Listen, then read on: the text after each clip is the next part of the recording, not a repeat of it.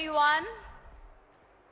Good evening and welcome to Namaste Web3, presented by Forbes India and Coindcx and supported by Bharat Web3 Association. With Namaste Web3, we focus on making India Web3 ready. And I'm your host, Radhika. Well, India has been a hub for technological innovation with a large youth population, deeper internet penetration, as well as government initiatives such as Digital India, Make in India, Startup India, and Atmanirbhar Bharat. These factors have set the stage for India to become a major player in the Web3 market. And according to a NASSCOM report, Web3 investments in India have grown 37-fold from the beginning of 2020 to Q1 2022. And it is projected that $1.1 trillion in Web3 economic value will be added to India's GDP by 2032. The adoption of technology like blockchain has the potential to drive growth in key areas of the Indian economy such as agriculture, healthcare, public distribution systems, and education. By leveraging blockchain, India can strengthen these foundational pillars of the economy and realize its goal of becoming a $5 trillion economy. So to tell you more on that and get the ball rolling for the day, I will request Manisha Gupta, Group Commodities Editor, Network 18, to welcome our esteemed guest. But before that, I may request a short video of Coindcx Change Starts Together. Products and NFTs are unregulated and can be highly risky. There may be no regulatory recourse for any loss from such transactions. Here's the thing about change. It's always happening. Mere fragments of time chipping away little by little at reality as we know it. Until, when we least expect, change does what it does best. It arrives. And all of a sudden, we find ourselves on the cusp of taking our next big leap. A whole new world entirely at our fingertips. Only this time, more open, more equal, more inclusive, and more fair. With the power to liberate in your hands and the responsibility to uphold its vision in ours, we are Coindcx, catalysts of change in a new digital world. Founded in 2018, we are India's leading crypto exchange, trusted by over 1.3 crore users, supported by many top investors, and the hard work of more than 600 employees. Our efforts ensure equal access to a plethora of revolutionary new digital pursuits and enable interactions with an all-new decentralized digital world. Our products are safe, secure, and compliant. We also support many promising new ventures that help strengthen the broader digital ecosystem. And for those who seek it, we offer a comprehensive crypto education platform. A decentralized new digital world is upon us. Change is upon us. The only question is, are we willing to embrace it? Coindcx. Change starts together. Crypto products and NFTs are unregulated and can be highly risky. They may be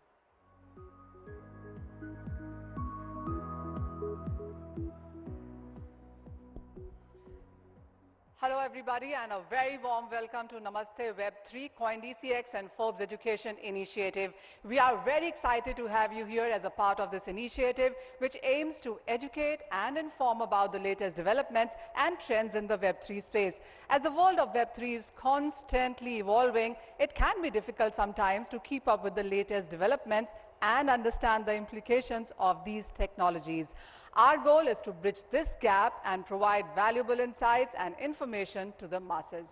With the help of Coindcx's industry expertise and Forbes' reputation for producing high-quality content, we are confident that we can make the world of Web3 and crypto more accessible and understandable for all. Well, Web 1.0, the internet in its early days, was essentially a medium for the exchange of text-based information. And then came Web 2, which brought change in different things by introducing different forms of media and making the internet easy to use. With Web 3, the focus is on giving the power in the hands of user, providing greater transparency and leveling the playing field in the truest sense. And it's for this reason that Web 3 has already seen so many supporters and cheerleaders despite being a relatively new technology. When it comes to technology, India has always been at the forefront, especially in terms of innovating with technology, and for this very reason, the Indian blockchain and Web 3 space have already achieved an edge over other countries. We are seeing a steady increase in investment flows, a proliferation of startups, and diverse pool of tech talent emerging. We are confident that India has the right ingredients to lead the Web 3 revolution. Namaste Web 3 is our attempt to contribute in shaping the future of the internet and make India Web 3 ready. To begin with, Namaste Web 3 will touch upon 10 cities and will deliberate on trends in Web 3, including decentralization or DeFi or non-fungible tokens or NFTs and other emerging use cases as well. Namaste Web 3 will bring industry leaders, entrepreneurs and investors and discover new projects and ideas that are shaping the future of the decentralized web. The world of Web 3 and crypto can be complex, so our objective is to simplify it as much as possible and to make it accessible to a wider audience. So do join in this initiative and help us make India Web 3 ready. Thank you.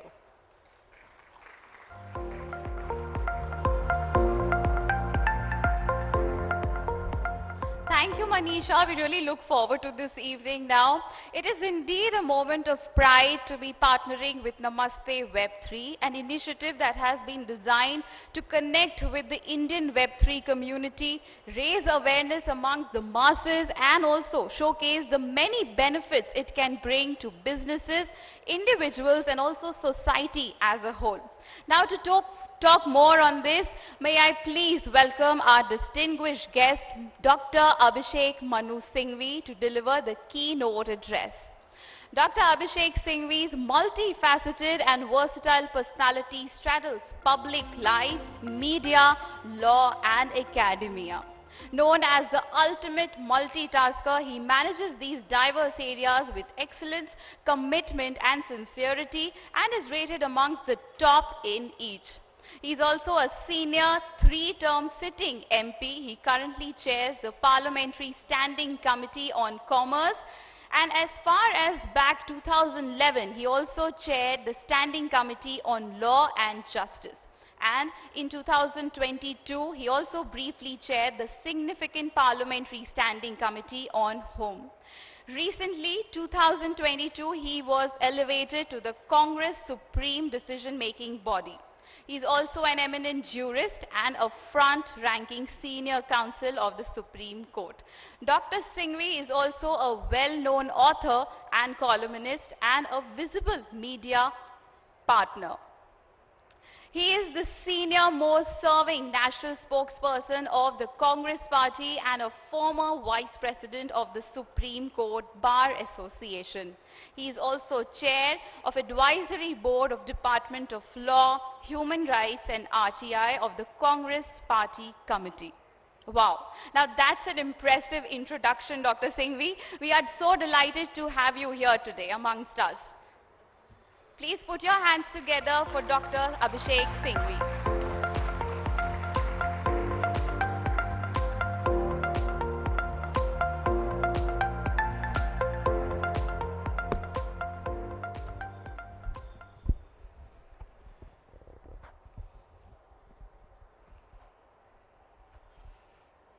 Thank you, Radhika. Thank you, Manisha.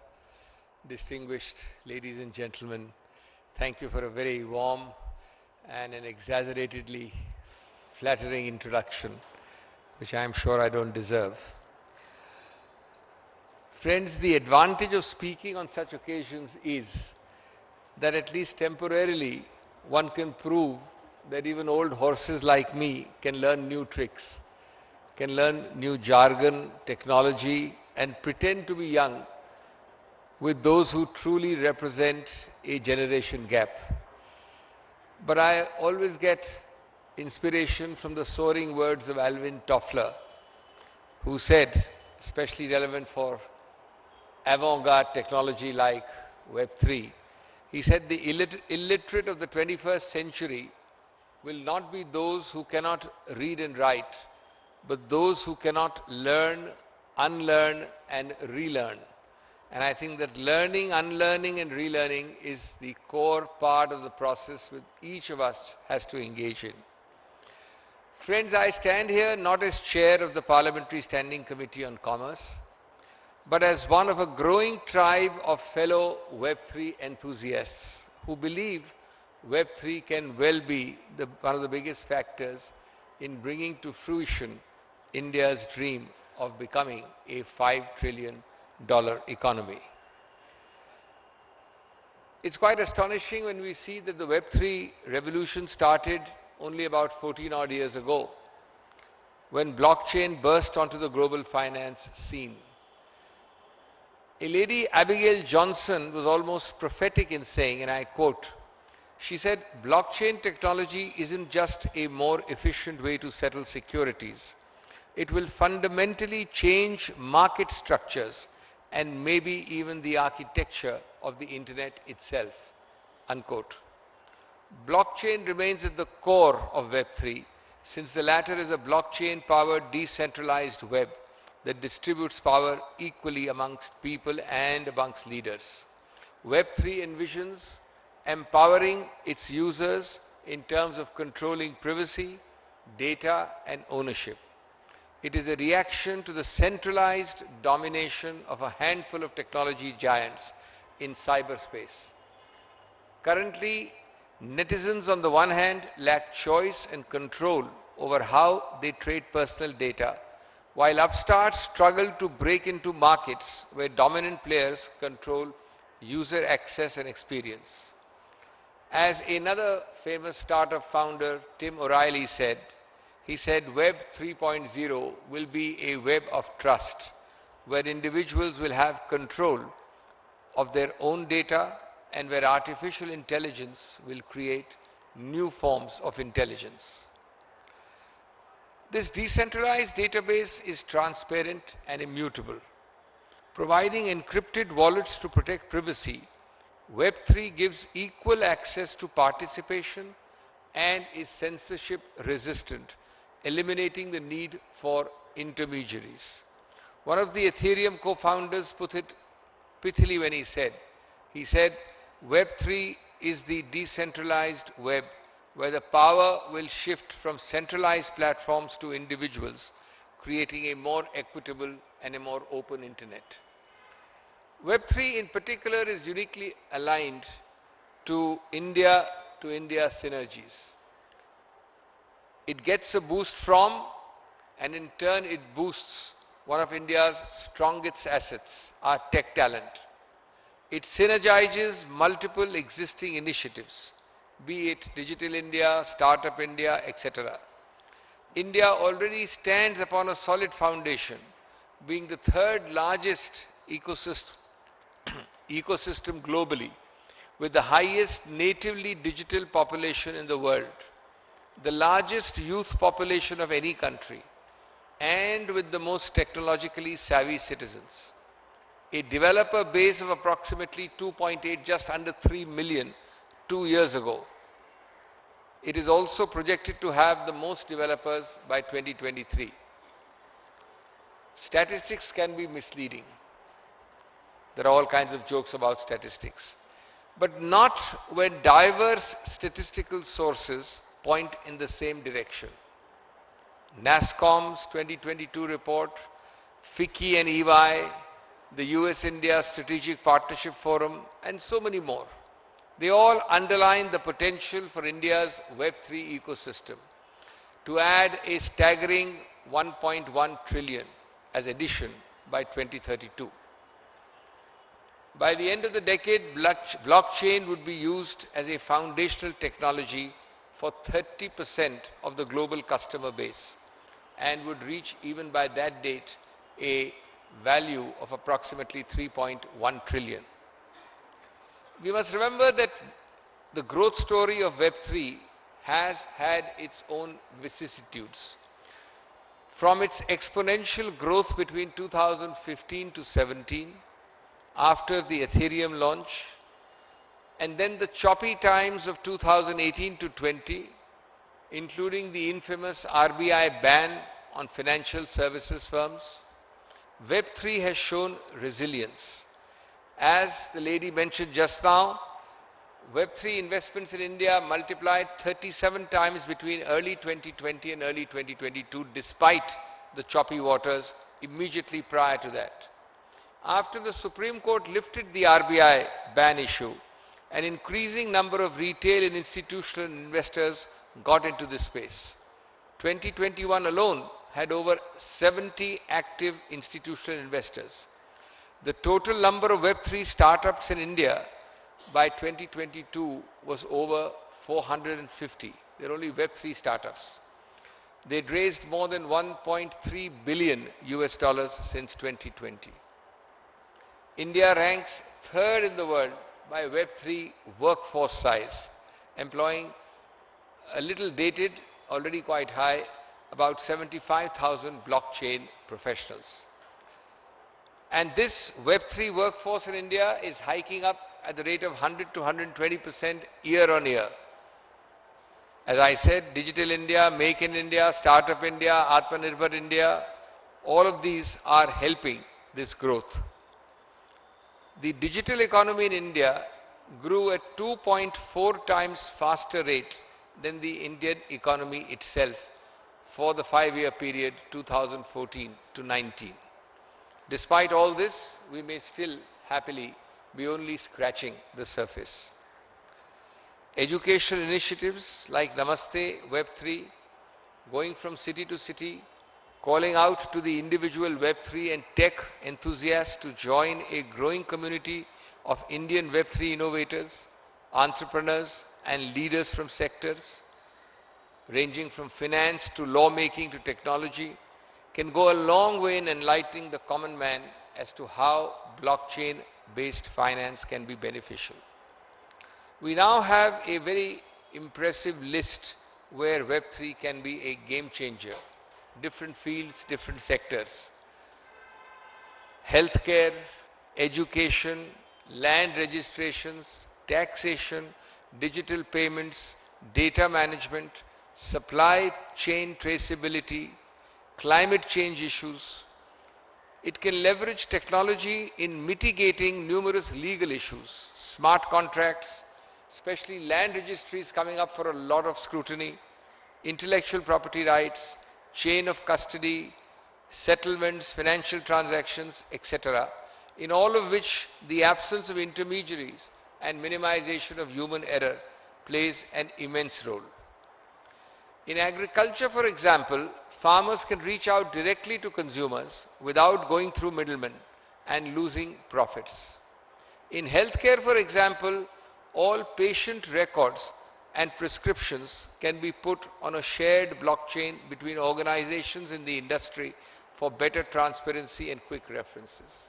In education, for example, student track records and certificates can be shared. In the public distribution system, management of supply of food grains to the correct beneficiaries with acute traceability and transparency, and so on and so forth. The list is long and impressive. With the trade ecosystem becoming increasingly digitized, something which our parliamentary committee looks at more particularly, the emergence of Trade 4.0 requires government agencies to adapt their roles across the 3 trade pillars as facilitators, as enforcers and as negotiators. As enforcers, they uphold laws and protect national and economic security, and work to ensure that global supply chains are safe, secure, legitimate and fair. As a negotiator, governments formulate trade agreements, resolve trade-related disputes and represent their economy's best interests in front of global trade forums.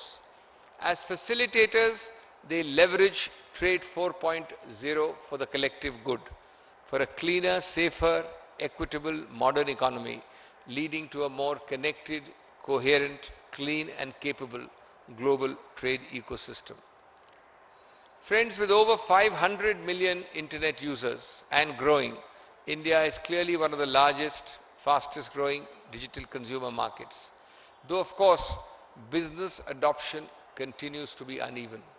Usual many Indias in one syndrome exists here as also. The sectors that require the most attention include e-commerce, digital media, digital advertising, fintech, smart home, app development, digital health, e-services, mobility services, devices, data centers, software, IT services, public cloud and consumer electronics. But friends, digital growth without digital infrastructure is both a contradiction and a chimera. Digital infrastructure needs vitally, urgently and comprehensively, it needs investments estimated to be about $23 to $25 million billion dollars as in B by 2025 to support the growing demand of digital services and rising online traffic. Tower companies are transforming themselves to digital infrastructure companies. They need an investment of almost 20 billion over the next 3 to 5 years. It's good to have starry-eyed optimism, but starry-eyed optimism must not ignore the challenges to India's Web3 growth story and the imperative need for measures to first recognize them, address them, and then address them and overcome them. The first and the most serious gap in this regard is the absence of regulatory clarity and of a comprehensive regulatory framework coupled with ambiguity in policy which we find every day. It leads to lack of confidence in founders, innovators and investors. It is already culminating, and this is one of the very serious challenges, already culminating in undesirable migration of Web3 enthusiasts to greener pastures, to countries that provide a supportive regulatory environment and is resulting in the drain of very precious talent and capital from India. This must be decelerated and ultimately eliminated. It is time we emulated economies like the US, the European Union, Singapore and some others and adopted paradigms there which are not the end result, they are not the end all and be all, but they are a very good starting point. In India, there is a complete gap. In the US, you have the Responsible Financial Innovation Act, called RIFA, of 2021. In the EU, you have Markets in Crypto Assets Act, 2020. In Singapore, you have Payment Services Amendment Act of 2021. There is no reason why India should not attempt an eclectic mix of these paradigms, now globally emerging, and in the creation of these legal frameworks, we must ensure that local regulatory framework syncs with the global framework. Because this is truly Vasudhaiv Kutumbakam. There is no national boundary for this kind of subject. The second major challenge is the absence of institutional upskilling resources and centers. Prevalence of limited academic coursework in our country leads to diminished focus on blockchain technology, and that is considerably exacerbated by the lack of proper upskilling resources and centers. Current tech talent is predominantly aligned to Web2 application, giving rise to a wide gap in demand and supply in blockchain talent. Absence of institutional resources to deal with the demands of upskilling and the absorption of talent in the Web3 industry would be a great hindrance to the growth story. Despite having a sizable talent pool, the country cannot leverage it for optimum use in the Web3 industry in the absence of a dedicated institutional curriculum and educational development. A World Economic Forum report showed that investment in upskilling could potentially boost the global economy by US dollars 6.5 trillion by 2030, and in India's economy alone by US dollars 500 plus billion. This requires active partnership between government, between industry, government and academia. And that is the need of the hour to address the issue of skill gap, of talent absorption. Funding has to be prioritized for upskilling in niche technology, and educational institutions and technological enterprises need to create learning platforms. Public funds have to be invested in intensive R&D of blockchain technology. Development of dedicated Web3 certificate courses, curricula which are focused on this are indispensable. The shortage of digital talent in India is leading to high attrition rates and increased wages.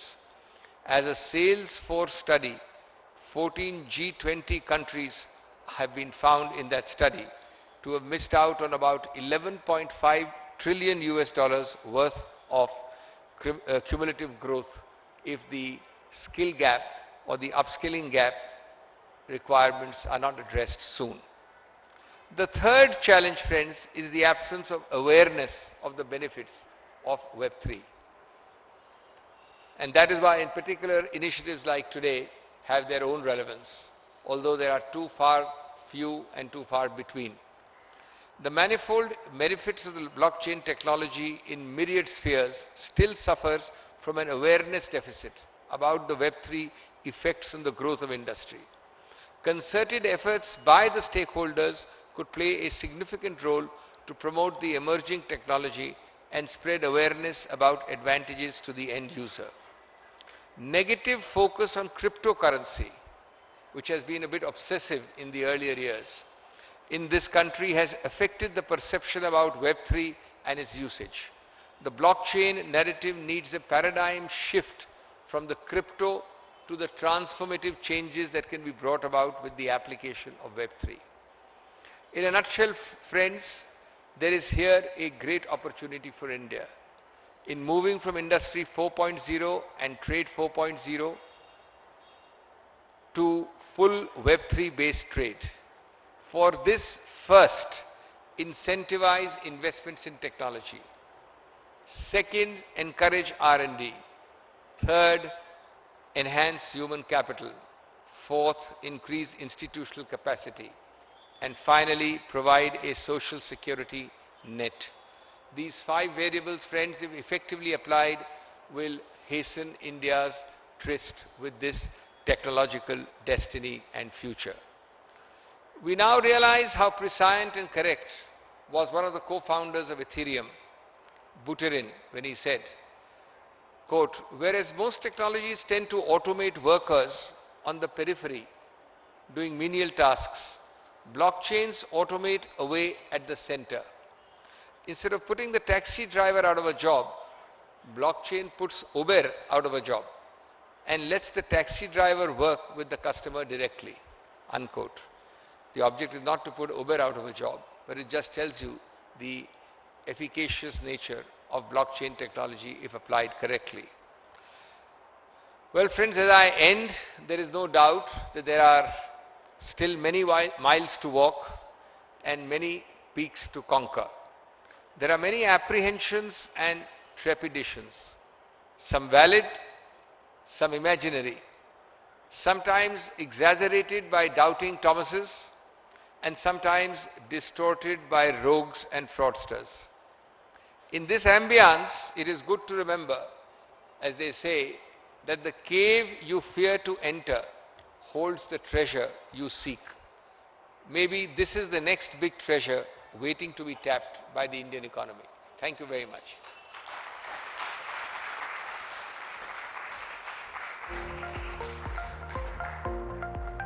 Thank you so much, Dr. Singhvi. Let's have a huge round of applause for him.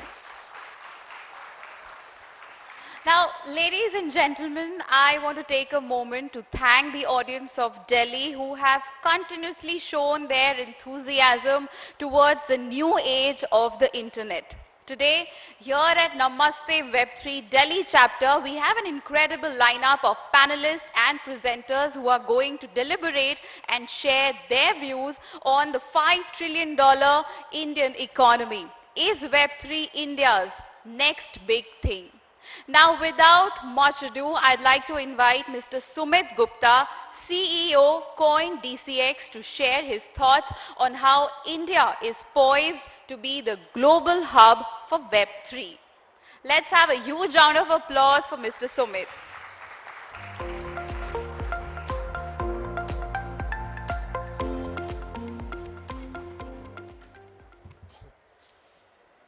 Namaste Delhi. Thank you, Dr. Singhvi, for the wonderful stats. While I was listening to it, it gave me goosebumps. And I remember my early days of Coindcx when I was hearing some of the similar stats and used to get excited about the immense potential of the overall industry. And it was very refreshing to hear that again from someone like you. And thank you everyone who is present here and coming here on weekend to be a part of this event, to be a part of this initiative, Namaste Web3. We are all very excited to have you, and it's always very refreshing, and the vibe in such events is always very energetic. Sometimes I feel old when you meet you know, fellow entrepreneurs who are building in this space, because I've also seen like people who are you know, fresh out of college building in this space, and that you know, gives you how much potential India has to build in Web3. And like it was mentioned, like today I'm going to share little you know, perspective on the overall industry from a mindset of a builder, someone who has been a part of this space from last 6 to 7 years, running Coindcx from last 5 years, and we'll share some of the points around that. I had a presentation, I don't know, it's not coming up in the screen, but so I'll just continue to share my thoughts. So I think right now we are in a inflection point of the industry where the decisions that we take now, right, are going to decide the next decade. You know, I genuinely believe that, okay, so there is 5-6 years back, I met a VC, and a very famous VC, he told me, you know, Sumit, if you want to know the future of technology and where it's headed to, just see where the brightest minds in the world, where they are working. And then I started my research, and 5 years, 6 years back, when I was talking to a lot of founders and VCs, I saw that there are so many people, right, some of the smartest minds who are working on blockchain technology, who are working on building Web3 solutions. That essentially is happening globally. In fact, in the last couple of years, I have seen insane amount of activity happening in the Web3 space in India as well. Yeah, so this, the chart on the right is something that is very close to my heart, because that just keeps builders like me and 1,000 other builders excited about the potential of this space. Though many of you might feel, if you are linking it with price, that it's a bear market, and but it's never a bear market, it's always a building market, right? You always keep on building stuff. And if you look at the stats from NASSCOM, there is so much activity that has happened in India in the last couple of years. So many startups coming in the space by Indians, right, in India as well as globally. I think that's very impressive to see.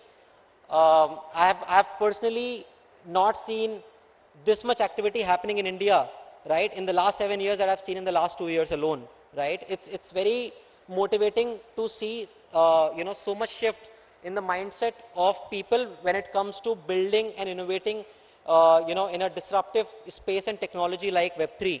And that's actually happening. Indication of that could be that India already has so many unicorns in Web3 in spite of a clear regulatory framework, right? There are 11% of global Web3 workforce is in India. Just like just by in the last few years, right, without even a regulatory framework, 11% is a lot. And what is more impressive is the rate at which it is increasing. We are seeing a growth rate of around 100 to 120% every year when it comes to this workforce. And I am a strong believer, right, and I hope that in the coming years, in the next decade, India is going to be a clear global hub for Web3, and this is what is the dream that a lot of Web3 enthusiasts see and aspire to achieve at some point. I think with support from all of you who are present here today, we will see that becoming true. And like mentioned in the graph on the right, we might, if we zoom out and if we start connecting the dots that Dr. Singhvi mentioned about the stats and data points, we'll know where the world is headed. The world is getting digital, and you have to, like that's where it's going. So it's important that India leverages the benefits of it and becomes a global Web3 hub. Now, if you look at some more stats, 15 to 16% of India's GDP is coming from internet companies, right? Consumer internet companies. That's a lot, and a lot of that progress happened in the last decade alone. There was another stat where when the internet was new, right? Or if you look at the last 15-20 years, the moment US started embracing, and there are a lot of companies like Amazon, Facebook, Google, right? Because of companies like that who build the internet, and we use and interact with a lot of those companies on a day-to-day basis. They took the advantage of that, and because of that leverage, the GDP growth was sevenfold, 7 times than how the growth rate was in terms of other industries and the overall GDP growth rate of the country. And that is the power of leveraging technology. India is in a very, very beautiful spot to capture $1.1 trillion of new economic value, and this is a big contributor to the nation's dream of becoming a $5 trillion economy. And this is a report by NASSCOM that came up in later part of 2022. $1.1 trillion is a lot, right? There was a report which mentioned that by 2030, there will be $5 trillion of economic value that India can capture. And if you read more about it, right, about the evolution of internet, we will start believing that Web3 is the evolution of internet.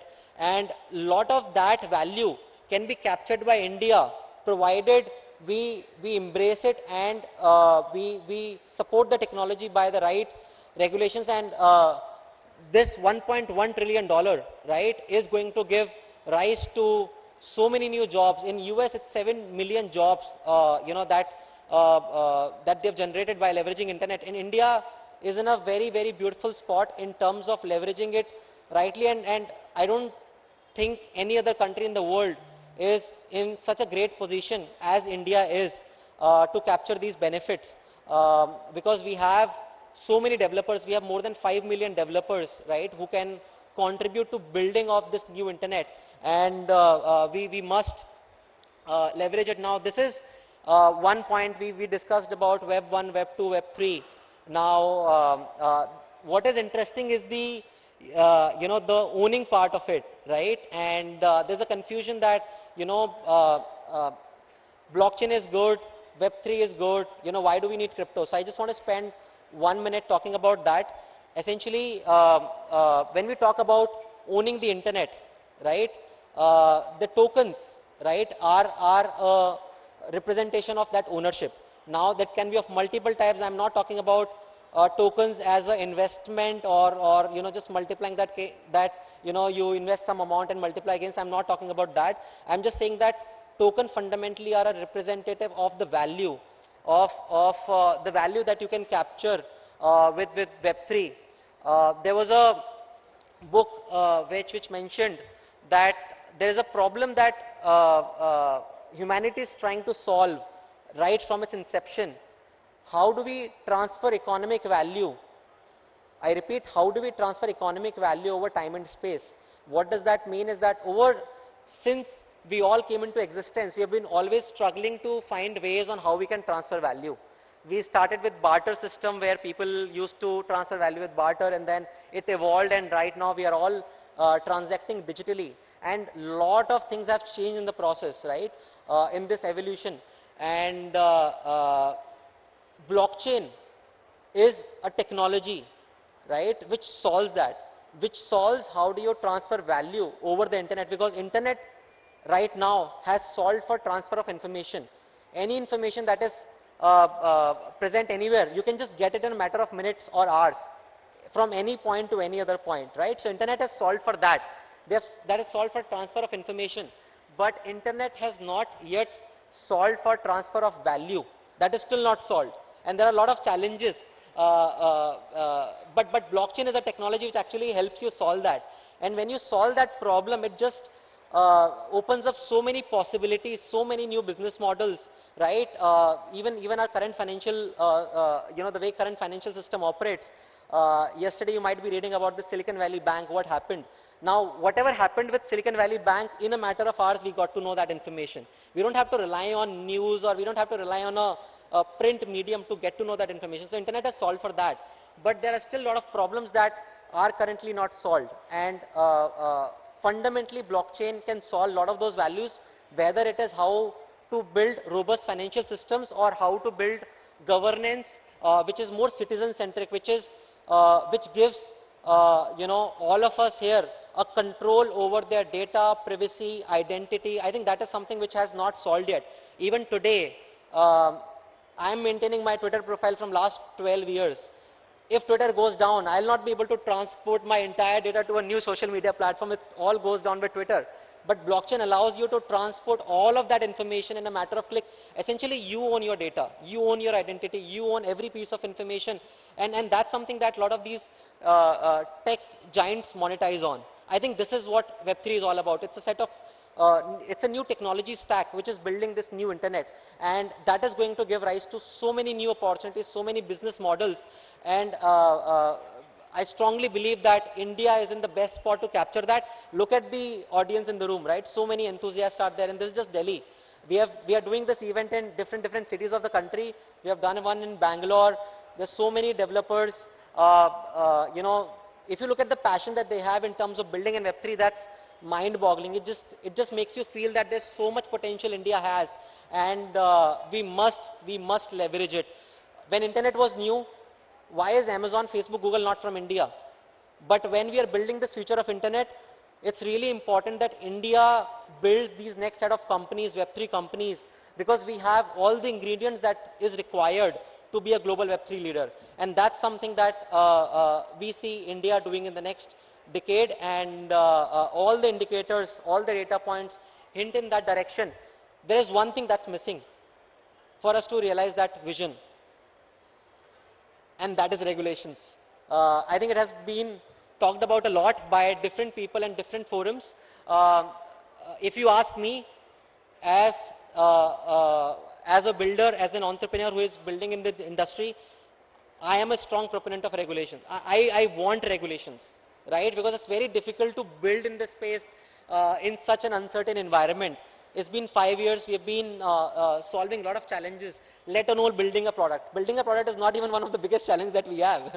We can build it. I think there's so many challenges that has to be solved for us to realize that vision of India becoming a global Web3 hub. And regulations is one of them. And regulations is important because it helps protect customers.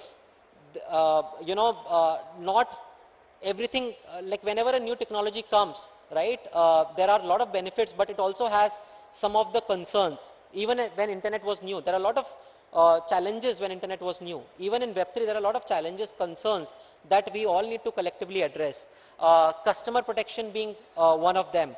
Making sure there are no illicit activities that happens is another one. And there are so many that's written on the right-hand side. If you see, we all need to solve all of that by ensuring that innovation doesn't get hindered. And a right regulatory framework, an open regulatory framework which promotes innovation and also ensures that we don't let bad actors be a part of this ecosystem is something which is very important. And the way to solve that is by an open principle-based regulatory framework, and that's something that we at Coindcx and all the other players, including Bharat Web3 Association, which is the industry association, everyone is working towards that how can we create a progressive regulatory framework which will enable India to be a true global Web3 leader. This is one very interesting update that has happened in the recent times. India is having G20 presidency, and crypto regulations is one important charter there. There's been a lot of updates that you might be hearing. We fundamentally believe that this is a very, very important platform to make sure that there's a level playing field, and there's an opportunity to learn from what other countries are doing, share expertise, share knowledge, and the thought of having a global consensus is something that I personally believe is in the right direction. We need to have global consensus. It's a borderless asset class. It's a technology where if these bases are sorted, that India definitely has a very strong edge compared to any other country in the world, and a global aligned regulatory framework is something that will put India in a bright spot and will make India a true tech superpower. Now, the last thought here is that we've been running Coindcx from last 5 years. It was a very interesting journey, very challenging, very fruitful, very exciting. We have learned a lot as an entrepreneur. We have learned a lot about what are the benefits of this space, and a lot of that has already been covered, and other people in the panel will cover it. You can't stop a technology whose time has come, right? It's a very cliche, but I've started feeling it in the last 5 years a lot more, and Web3 is a technology which is happening. The world is going digital, you can't deny that, and the internet has so much potential, right? And there's so many things that you can do on top of internet, leveraging blockchain. That's a change that we all need to embrace it, and this change is happening. All of us are together in this forum. We want to build a better internet which is fair, inclusive, open, transparent, where anything that happens or where whatever we do on top of internet, it should not be owned by some tech giants who control what we do on internet. It should be in the hands of people. We should, we should have control over that, and that's something that gets us excited every day. That's what keeps us running every day, and we are very excited to build the future of internet here in India together with all of you. And like this is a very powerful feeling. Like we all, if you talk to anyone in Coindcx, this change starts together. It's a decentralized world that we are building, and it cannot be done by Coindcx alone. It has to have support from policymakers. It has to have support from community, from people like you, and this change has to happen together. Thank you so much for coming here and being a part of this event and initiative.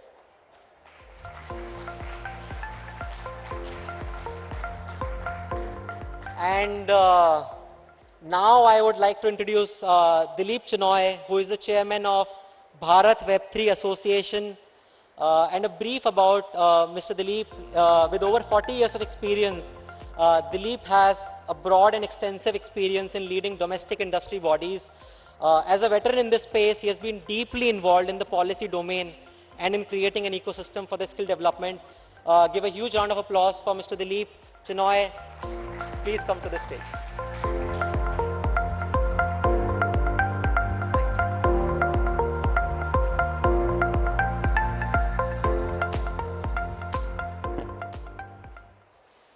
So good evening, and I'd like to begin by thanking Sumit for that brief and short introduction. Thank you for not going and introducing me like Abhishek Singhvi was introduced, so it's a good thing. I'd like to thank Forbes and Coindcx for providing the Bharat Web3 Association an opportunity to partner in this Namaste Web3 set of programs around the country. So you've heard a lot of statistics, and unfortunately I'm going to bore you with some more statistics. going forward. But what I'll do in the 10 minutes or so is first just give you a rough idea of, really reiterate some of the facts on Web3, talk about some global trends, talk about investments in India, then focus and deep dive into the startups that are there, and end with one slider on the Bharat Web3 Association with the really, one purpose, that those of you in the room who are not yet members, please join and please strengthen the voice of the Web3 ecosystem. So if I look at, okay, great. So everyone has talked about the Web3 ecosystem, but fundamentally, as people, whether it's Radhika, Manisha, or Abhishek, or Sumit, talked about the transparency and data ownership, the uninterrupted services, but one aspect which I really want to highlight is that this whole ecosystem provides security and encryption, and is one of the big answers to this whole cyber security and other aspects that we are dealing with in the Web 2 world. Also, it talks about enhanced capabilities. So if you talk about the whole ecosystem, as you see here, there is a kind of lot of use cases, as you saw in insurance, automobile, healthcare, banking, and payments, etc. And of course, the government, which Dr. Singhvi talked about, land records, or whether it's healthcare. And if you look at the whole system, and this data is going to be repeated, the 30 billion VC funding, which is here, that means the venture capitalist sector has got immense trust and faith in this sector. There's been a 15x growth in VC funding for crypto and other things since 2015. And very interestingly, the rate of growth of VC investing is maybe doubling, because already 14.5 billion of VC has been received just in Q1 of 2022. Of course, the top 10 VCs are responsible for about 60% of the investment, as we see here. If you look at some of the defining trends in this whole ecosystem, some of this was covered by Dr. Singhvi, especially if you look at even the, despite the meltdown that he talked about, despite the, the problems that happened in certain exchanges, you're seeing some kind of stability there. Fundamentals are still resilient despite the downturn, and you are seeing the rise of distributed finance, game, and metaverse happening actually here. What you're seeing, very interestingly, in 2021, there were a lot of actual 50 billion in NFTs volume for 2021, and an increase in the total value in the DeFi distributed finance sector. I think what we need to also look at here is that corporates and individuals are finding many use cases for Web3 in what is commonly known, and if you've not actually seen it, companies are actually owning and purchasing digital property. Now, one interesting facet is, while physical land and physical ownership could be limited, digital space and digital ownership could be unlimited, or much more X times than the physical aspect of land. Interestingly, it's the developing countries, which are emerging markets like the Latin America, APAC, and including India, Nigeria, Vietnam, which are leading adapters. Like India, if, I don't know, many of you may not remember, but if you looked at the early 90s, our telecom penetration was point something, and rural was 0.0 something. And in came the mobile revolution, and we just transformed the actual availability of phone and the way people use phones. I think we are in a similar situation now, where we can transform the lives of ordinary Indians, the potential for India, by using and developing applications in Web3. Of course, the FTX story everybody knows, but I think that has led to some of what Sumit talked about, how exchanges are becoming, much more safer places and building trust. This number has been talked about a lot of times, 450 startups, whether it's the, growth of 57%. But what is interesting is that this is actually happening while 80% are in the metros, that 20% of the others are in Tier 2 and Tier 3 cities. And these cities like Jaipur, Vadodara, Ahmedabad, Kolkata are emerging as Web3 developing hubs. Also, this number of 75,000 skilled workers and 70% of active institutional investors was talked about by both Abhishek Singhvi and, of course, Radhika when she introduced the whole Namaste India concept. I think what is important for us to understand is that the startups are building use cases in different industries. We have talked about finances, entertainment, infrastructure, decentralized communities, or whether it is an AI, ML, augmented reality or virtual reality, big data and analytics, and of course the IoT space. He talked about some examples, but if you take the land records in Telangana or you take the caste records in Maharashtra, there are a lot of examples which can actually happen to benefit the common man in a kind of decentralized and very interesting manner.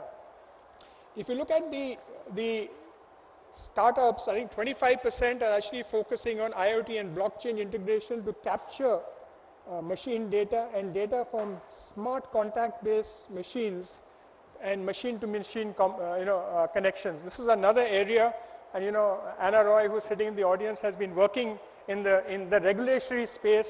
Machine-to-machine communication was the first regulatory aspect which actually came out of the whole government. There are 50+ startups that are focused on AR, VR, enhanced blockchain solutions. So it's a diverse kind of system.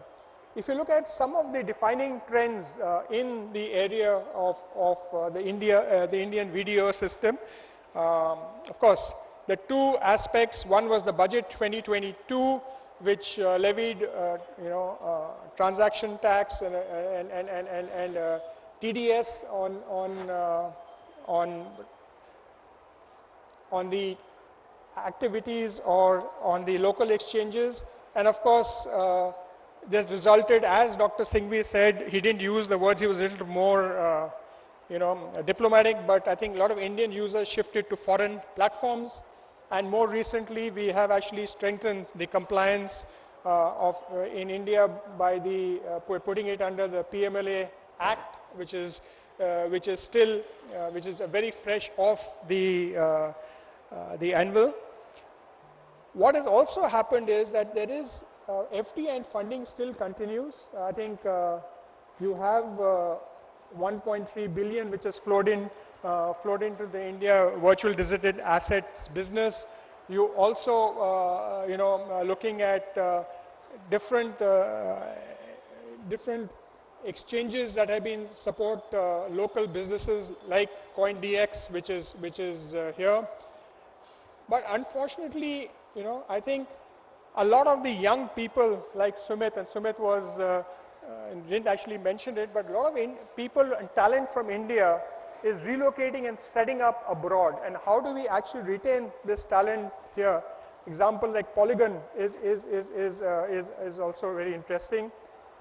Now, I talked about the Maharashtra government case and of course the Telangana issue here, but even the banks are working on blockchain finance solutions, and of course you have the IPL which is also looking at NFTs. You have Indian companies working at NFTs. I think this is a big area that we need to work with, because we lost out on, let's say, the comic revolution. We lost out on developing big entertainment brands like Marvel, from India. And we should not lose out in this whole digital equivalence of space through not promoting and really accelerating the NFT ecosystem in India. You heard a lot of these statements, but I think what is interesting to know that we could be 10% of GDP by 2025. You heard the 11% of the world Web3 talent here. But what is interesting is that we should have been 11% of the world Web3 market. We are not. We're not even projecting to be that because we are all taking business as usual. So we need to look at business as unusual, and the regulatory ecosystem, the three challenges that Dr. Singhvi talked about, and the 5 solutions that he actually mentioned are important areas to develop India's potential in the Web3 space. I think what the Bharat Web3 Association is doing is really to getting all the stakeholders here together to make it business as unusual. Normally consultants have 3 things, business as usual, optimistic scenario, and pessimistic scenario. I think as an association, we are trying to push ourselves to look at a optimistic scenario and actually exceed the whatever standards of 1.1 trillion by 2032 or whatever it is going forward. And these are the companies that are supporting the Web3 Association. A big thank you to them. And if your logo is not on the screen, please do connect with us, because we want to help you grow and actually accelerate your growth and address your issues in talent or regulation or in taxation going forward. Once again, I want to thank Forbes and Coindcx for this opportunity, and also an opportunity for the Bharat Web3 Association to partner. And thank you all for spending a Saturday evening with us.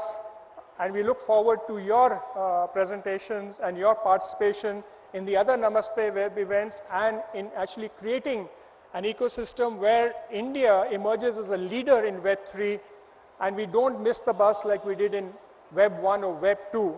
But we all, a few years from now, will say that 2023 was a defining moment for India in the Web3 space, and India taking a leadership role in the Web3 space based on entrepreneurs such as you sitting in the audience. So again, thank you very much and have a good evening.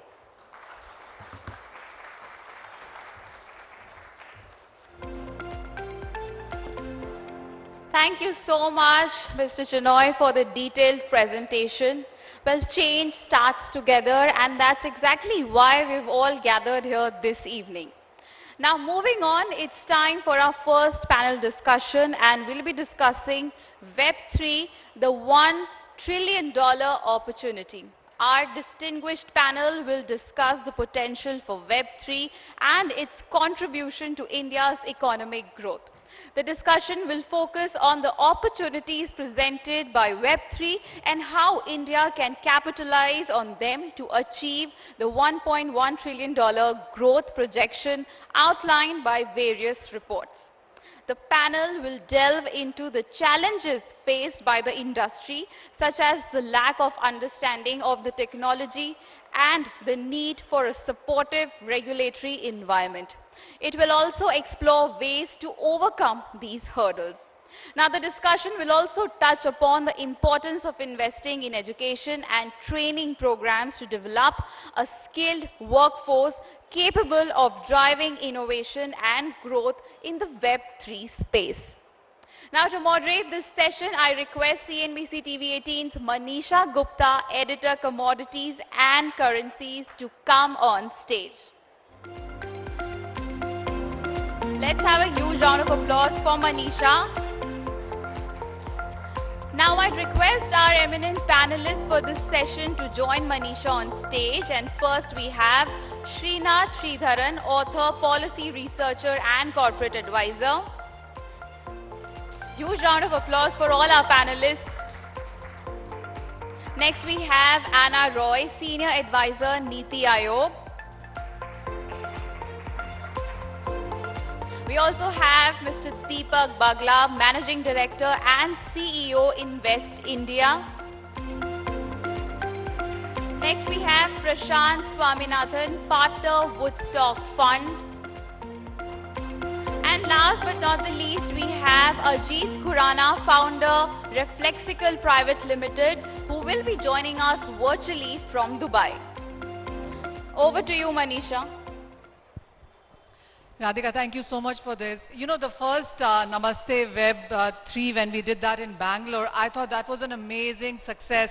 All developers, geeks, people who were enthusiasts within the space, all of them turned out. But look at Delhi, and you do not ever cease to amaze us.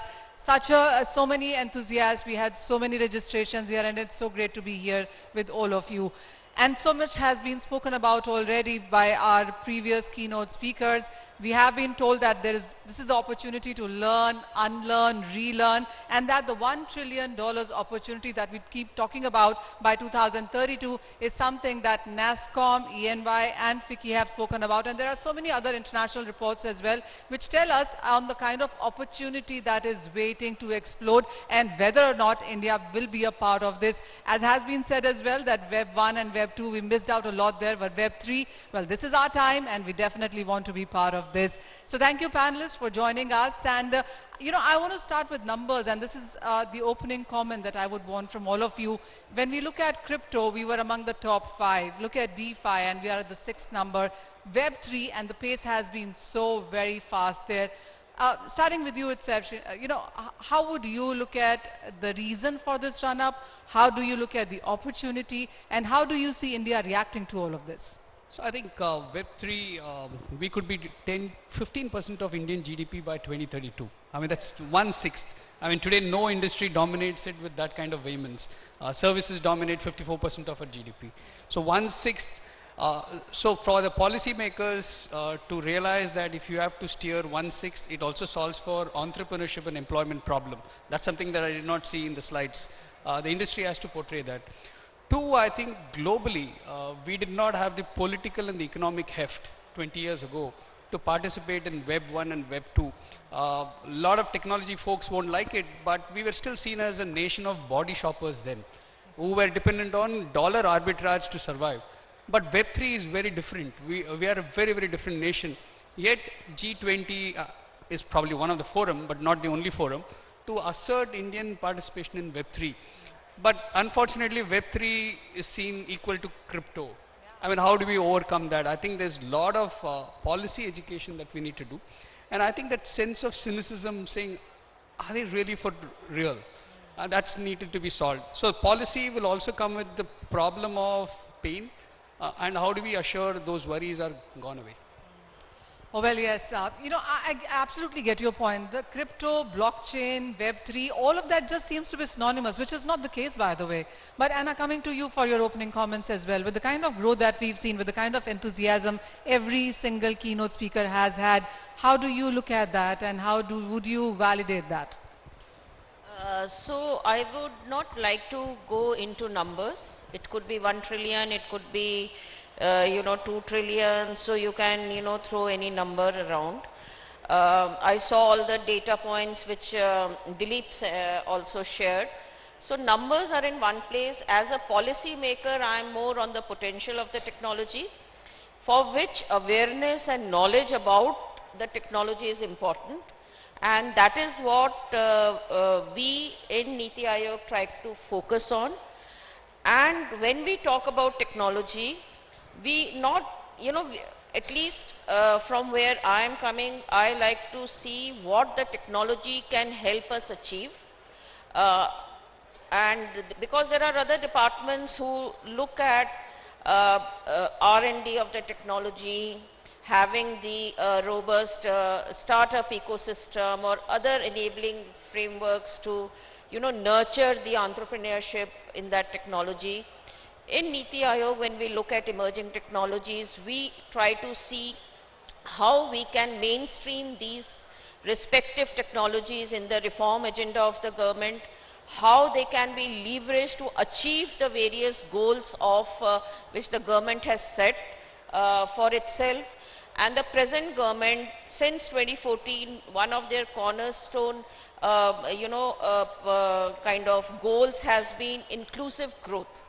And the cyber physical technology that we see today, that is, I feel compared to all the previous technologies, this is one area which can really help us overcome our information asymmetry, access barriers, various other problems which are very, very old, and we all know about it. But this is a very potent technology which can help us address governance, address many other things, and we see today, how the technology has been leveraged to address ease of doing business, ease of living, and in the past we have been really in the catch-up phase, but now when UPI goes to 12 countries, then we are setting the stage. We are the leaders, and we have the potential to be the leaders. And I think Web3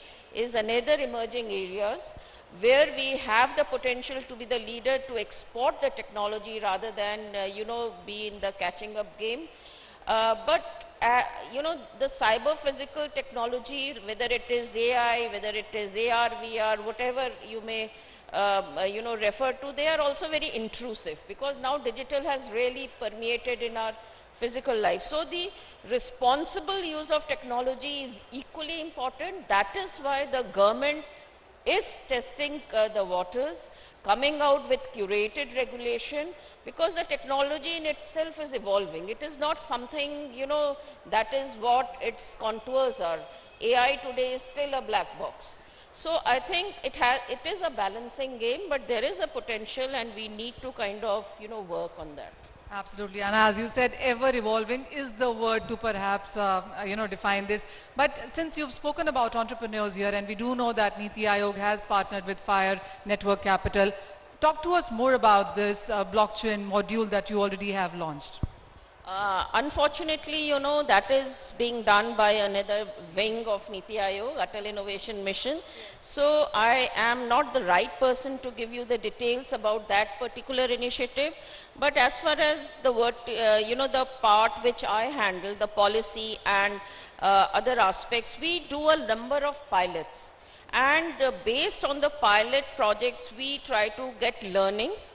And these pilots are being rolled out in, in collaboration with startups and other companies. We also have, we also launch challenges, which we do with Atal Innovation, like the Digi Yatra, which you see today being rolled out at airports. That was done by us and Niti Aayog, where Atal provided us with the framework. So I feel that, I would like to, without going into the detail of the FIRE program, I would like to refer to our approach. First of all, we try to address the regulation with the innovation bias. That is what is one of the planks. The second thing is engaging with the industry to understand what is happening, what are the pain points, what are the other issues, and trying to present a platform where we can bring in all stakeholders. And lastly, to roll out pilot projects to understand what does it mean to adopt these technologies on the ground. Because in my view, development of the technology is the easiest part. It is the adoption and rollout which is more difficult, and that is the part which we address. And let's not even start talking about the regulatory aspect of it. I mean, that is something, that framework is something that we are all awaiting right now. So Prashant, this one is to you, and almost every speaker ahead spoke about on how there has been a talent drain because there is no regulatory clarity. 450 startups, 200 perhaps have moved out. So what would you say is the need of the hour right now? There are deliberations happening within the country, internationally as well. Yeah, I think to kind of beat the horse again, I think it's regulatory clarity to start with. I think if you look at even our portfolio companies, the ones that we had, they were originally in India and they were almost entirely moved out now. The biggest reason they say is lack of regulatory clarity as well. And that is, I would say, definitely the need of the hour. Now, of course, there are other aspects around this as well, like I think Dr. Singhvi had mentioned this in terms of upskilling, right? I think that is also very important. It's not just specific to blockchain and emerging technology that we have suddenly realized that our workforce needs to be upskilled, but I think it's something that has been prevailing for a while, which reflects in our lower productivity as well, right? So I think that is also definitely something that we can look into. And thirdly, I would say also having a lot more awareness about the technology, both from the positives in terms of how it can impact various industries, and also in terms of negatives that the government has or the regulator has rightly pointed out are its are limitations or things that need to be focused upon as well, right? So that type of awareness needs to pervade through the society towards so India can rise as one towards Web3 proliferation. Oh, clearly. Ajit Khurana, this one is to you, and it's good to see you after a very long time, by the way. But what is your sense on the importance of supportive ecosystem when you talk about startups and entrepreneurs? I mean, that is something that is missing right now. How much important is that, would you say? While there are almost a lot of other things as well which are required right now, but the regulatory framework first. The supporting ecosystem is actually too optimistic a word. I'm really talking of framework. Going back roughly 30 years, when share certificates got digitized, what we call dematerialization or demat, later when payment systems got digitized and NEFT came and really helped us, then RTGS, IMPS, eventually leading to UPI, I think that when these enabling opportunities were available, the ecosystem went and created a lot of value on top of it. I love the fact that we are talking of an enabling ecosystem, and I'm not trying to be sarcastic or pessimistic, but I'm saying that the first step is not about, hey, how can we help this? The first step is, how can we move out of their way and let the industry do what it wants? Just imagine if we were still all writing checks and visiting bank branches. Just imagine if we have to physically transfer share certificates. So digitization brought level 1 of the revolution. The level 2 is when these digital assets, whether it's a demat share, whether it is your rupees that you hold in a bank account, can get intelligent, which means not just paper becomes digital. That is the revolution that we are standing in front of. I dare say that it is at par with what we see in AI and machine learning on one hand, and electric vehicle sustainability, space travel on the other hand. We are talking of an opportunity of that size.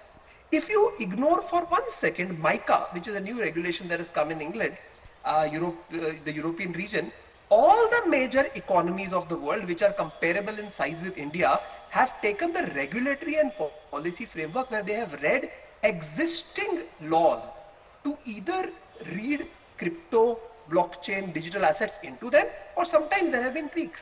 2 years ago, India made a start where we tweaked our Income Tax Act, to account for specifically crypto. Few days ago, PMLA was tweaked. So I personally don't have a challenge with that. We don't necessarily have to be like the financial havens, the Cayman Islands and the Maltas and stuff where we come up with an act. I hope we come up with an act. All I'm saying is not necessary. We don't have to have a regulator who is crypto specific, blockchain specific. I hope we have it. But even if we don't do any of that, the easiest thing is take everything right from Consumer Protection Act to PMLA to FEMA to all of those and read them to include crypto. Tomorrow we have a regulation. Oh, well, yes. So much to talk about, but I want to also take an example from you, Srinath, and NASSCOM clearly has come out with a report stating that state governments should create their own differentiated sandboxes with use cases. We've seen metaverse as a subject of that. Dilip talked about Telangana taking a lot of lead into that as well. How do you read this, and would you say that this is exactly what the governments perhaps need to do? I mean, I'm kind of divided there. One is to say positive outcomes, healthcare, governance, e-governance, citizenry benefits. I mean, everything is possible potentially on Web3. But how much of transparency do policymakers actually want to come when it comes to their own work? They want everybody to have governance, but how open are they to citizens questioning their own efforts?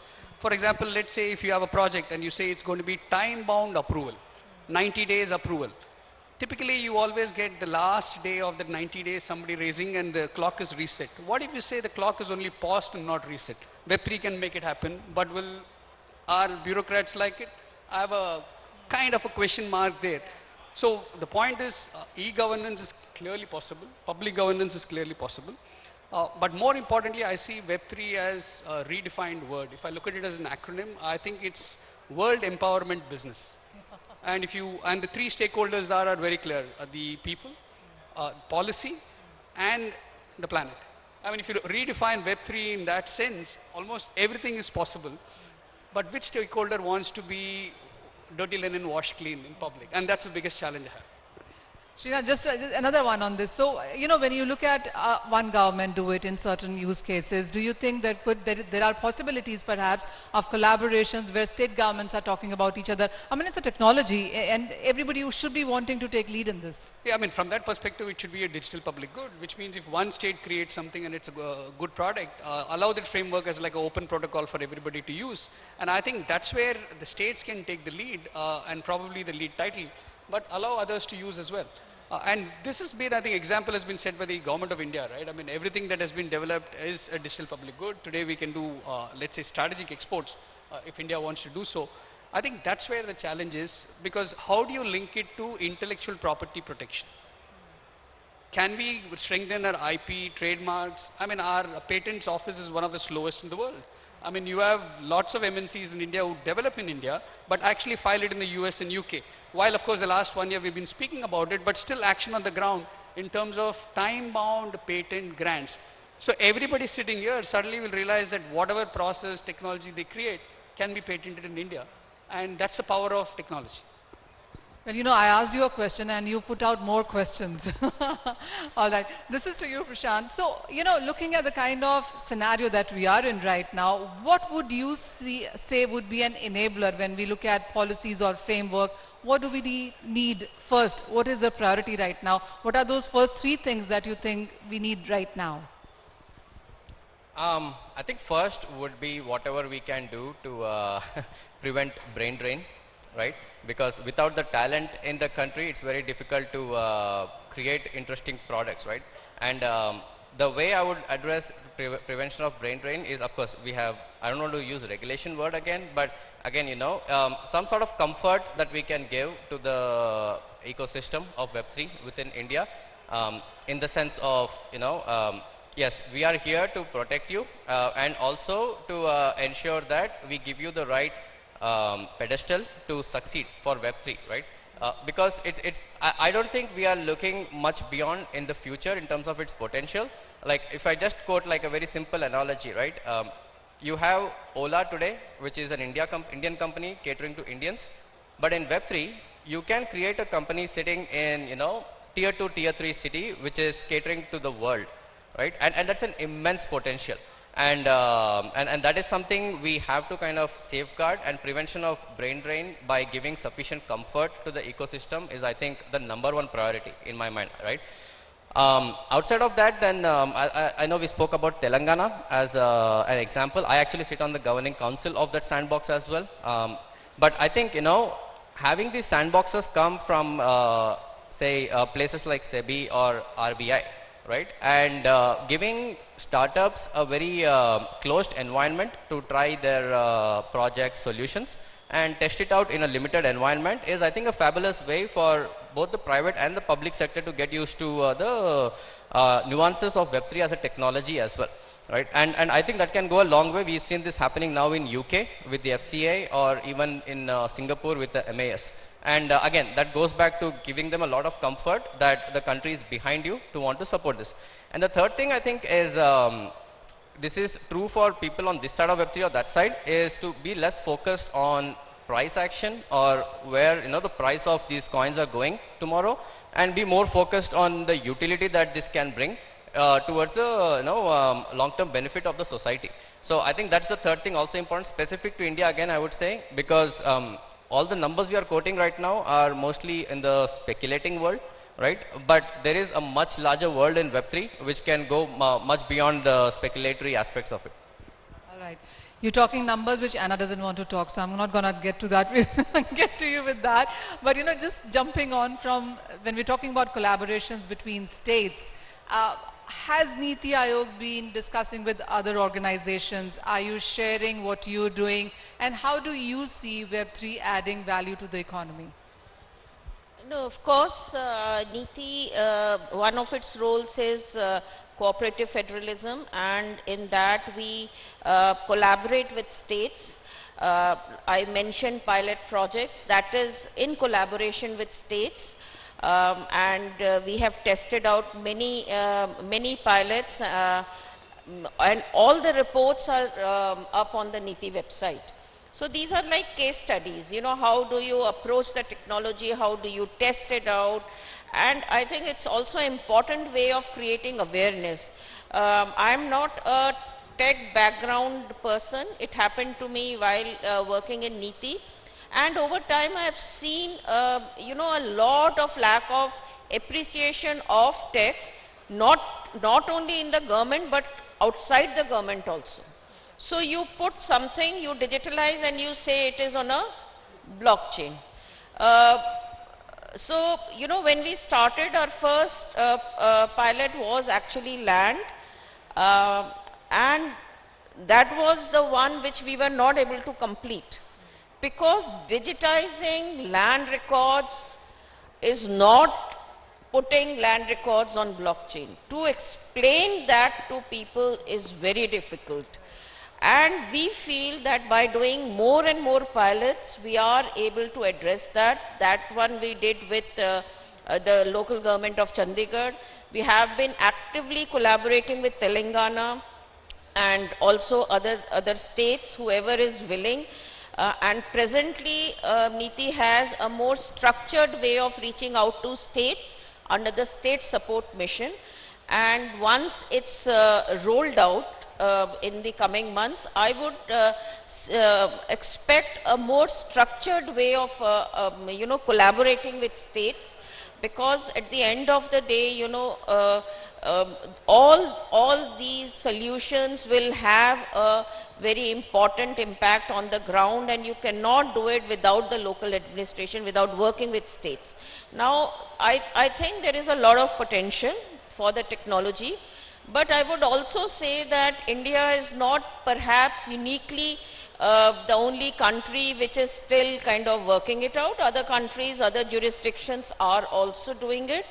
Being a very diverse country, where diversity is not only you know, in the way you dress or speak, but also in literacy, various other aspects. One has to be more circumspect in you know, in India. It's not a small country which is with a very uniform kind of population, and security is important, financial sector is important. Having said all that, I think our Honorable Finance Minister on several occasions have said that since this is, you know, this digital technology really defies boundaries to a large extent. But everybody recognizes the potential of the technology, and I think G20 presents a very, very important platform. And it has been mentioned by Honorable Finance Minister that when countries come together and agree on the standards, on other guidelines, that is when, you know, adoption will rise. And so in its presidency, I expect more things to come. The PMLA notification, I think some may think that it's not a big thing, but in my view, it's one of the big, very important steps. And that is what we had been arguing for, that, you know, exchanges are the center which needs to be kind of regulated. And I think it's an important move. And during its presidency, I look forward to more such steps to bring more, you know, vibrancy in the ecosystem. Oh, that's absolutely very well said. Okay, so I'll start winding down this conversation, and I'll go to each one of my panelists here for their final comments as well. Ajit, I'll start with you. So whether we talk about creativity, innovation, favorable environment, policy, regulations which can be supervised as well, what is your sense on how the stakeholders here can come together and form or ensure all of this? A lot of the technological revolution we saw beginning in the early 90s with body shopping, late 90s with IT services, the Wipros, Infosys, etc. coming up, actually tended to give or originate economic benefit to the technically proficient, the engineering part. Web3 is one of the first tech innovations which actually promises to give as many or maybe more employment opportunities to even the non-tech people, because there's a huge human dimension to it. There's a huge community dimension to it. So I think let us not miss that. It is the first such revolution that I am being part of. Of course, there was the financial services revolution. So what we have to do today is that while the states can come up with their own way of thinking, but the enabling framework, like for example, if there's any cross-border nature to it, well, FEMA comes on the path. It is not something that states can do anything about. I would say being open-minded at the policy level, the word fast does not go very well with policy making, but being not too slow when it comes to policy making, being not left behind and missing the bus at the global level, and finally, insisting on issues, not just encouraging, but insisting on issues related to transparency, education, consumer awareness, etc. These are fabulous first points. And on the regulatory part, just one sentence: begin all regulatory effort by demanding transparency from industry participants. Just the transparency, and that does the trick. Fair point that. So your final comments as well, Srinath, on this. So when you look at private and stakeholders and government working on this together, what do you see coming forth? So I think industry putting its best foot for building trust capital. They're able to raise capital, but trust capital seems to be a deficit with the regulators. That's one for sure. Two, I think capacity building, not only in terms of talent, but also actually delivering talent. Today's capacity in the academic world to speak about or train on Web3 is almost non-existent. Which means the industry participants, the young entrepreneurs and the founders have to go back as visiting faculty to train people that they will want. So and India's expenditure on R&D is one of the lowest in the world. So don't expect the government to do the heavy lifting. The industry, if you can start like CSR, set aside funds and do R&D, I think you will make your own channel there. Well, Prashant, your final comments. Where do you see more opportunities? And as Srinath rightly said, there are challenges and risks as well involved. You mean in the overlap between private and public sector? See, I think what we have been guilty on both sides is working in silos in terms of the private sector talking about Web3 ecosystem, not wanting to think too much about the regulatory side or tax, money laundering and those things that are also very important.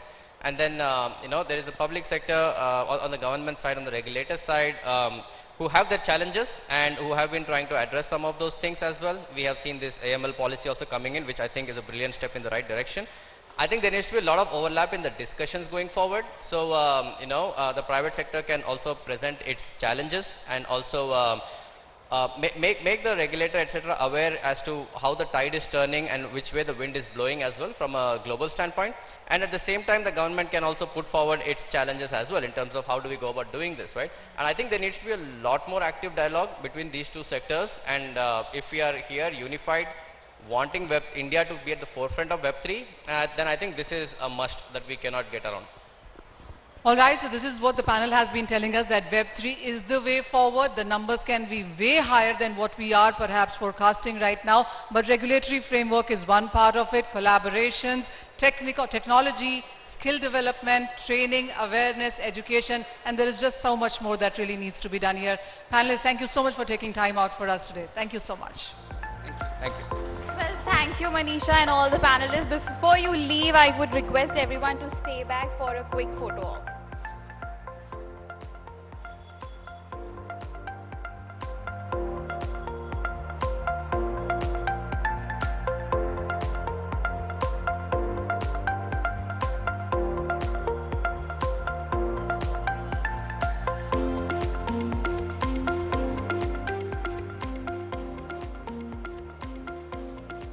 Thank you once again to all our panelists. That was quite an informative session, and we are confident that India does have the potential to take a leap in Web3. A big round of applause for all our panelists. Now, up next, we have a special address by Shri Ravi Shankar Prasad, Honorable Member of Parliament, Lok Sabha, former Minister for Law and Justice, Communications, Electronics and Information Technology, Government of India. He is a parliamentarian since 2000 and has been elected as a member of Rajya Sabha in the year 2000, 2006, 2012 and 2018, and a member of Lok Sabha from Patna Sahib Parliamentary Constituency in the general elections of 2019. Shri Ravi Shankar Prasad has held many ministerial assignments in various departments where by his vision and governance model, he could promote good governance and also undertake reforms. As the Minister of Information Technology for close to 7 years under the government headed by Prime Minister Shri Narendra Modi, he pioneered the famous Digital India program under the overall direction of Prime Minister, which today has of course become an important transformative program leading to digital delivery of services, digital skilling and digital inclusion. As Law Minister, he has introduced many path-making legislation like Triple Talaq abolition, which empowered women getting nearly 1400 old laws revoked. He improved the infrastructure of judiciary including e-courts and digitization. He also activated and redesigned the postal department with many reforms initiatives. Shri Ravi Shankar Prasad will be speaking on Web3's role in citizen-centric governance. So ladies and gentlemen, please put your hands together for Shri Ravi Shankar Prasad.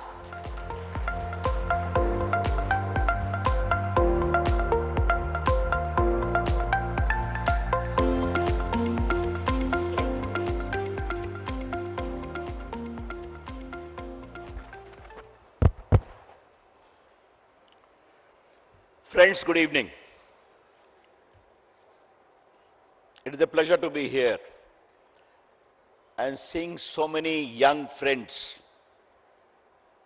excited, inquisitive, and also entrepreneurs. The future of Web3 in India. I would like to appreciate the Forbes magazine, the platform it associates, that they are seeking to educate, enlighten India and Indians about the need for Web3. Why Web3 is important? I will add, Web3 is important with a caution. Technology is always growing. Technology, as we say, particularly the information technology, the digital technology, is borderless. There is no limit on innovation. Just to give one example, in the year 2015, in a very coordinated way, the startup movement started by the vision of the Prime Minister, Narendra Modi. Today, we have close to 1 lakh startups. Many of them are unicorns, valuation close to 1 billion plus. Many of them are supplying products to outside India. Many of them are young people, hardly 25, 30, 35, making millions and millions. That is the ecosystem which technology creates, and we need to salute. But as far as use of web technology as a tool of delivery of services in governance, it has immense potential. And let me draw a little upon the success of Digital India technology. How this Digital India technology started, this journey started. I remember in the year 2014, when Narendra Modi ji was campaigning to become the Prime Minister. He had coined a very interesting expression. If I am elected the Prime Minister, I would like to create an India where IT plus IT is equal to IT. Which simply means IT, information technology, plus IT, India's talent, is equal to IT India tomorrow. That is the vision he gave. And I never knew that such a heavy load he will put on my slippery shoulders for 7 years. Digital India was capsuled from that concept. And his instruction to me was very clear. Make its definition very simple, understandable. Whenever you talk about technology, then big words come. And for my first recommendation to you is, if you can have a simpler version of Web3, that will be more sellable in India. That is my advice to you, without impinging upon the tradition per se of Web3. I remember when we discussed a lot, then finally I wrote it myself. Digital India is designed to empower ordinary Indians with the power of technology, number one. Bridging the digital divide, number two. And bringing in digital inclusion. हमें समावेशी भारत बनाना है. Digital India must reach the commonest people of India. And this must be achieved through technology, which is homegrown, economical, and also inclusive. Now kindly see, Aadhaar is a homegrown technology, made in India, low cost. UPI is a made in India technology, low cost. This whole other movement, digital locker to other things, today have become a big movement in the country, which I will very briefly revert to about its exact products and use taking place in the country. Therefore, what is the biggest assurance for us in India? And how we can leverage technology?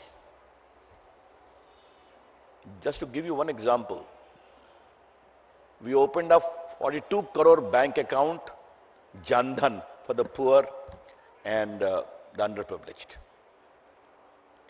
We linked that with Aadhaar. What is Aadhaar, my friends? Aadhaar is the digital identity to supplement the physical identity. And how does Aadhaar function? I hope all of you know it. By application of your fingerprint in your iris. God has created you in a manner that by plastic surgery you can change everything, but you cannot change your iris and your fingerprint. The digital identity supplemented the physical identity.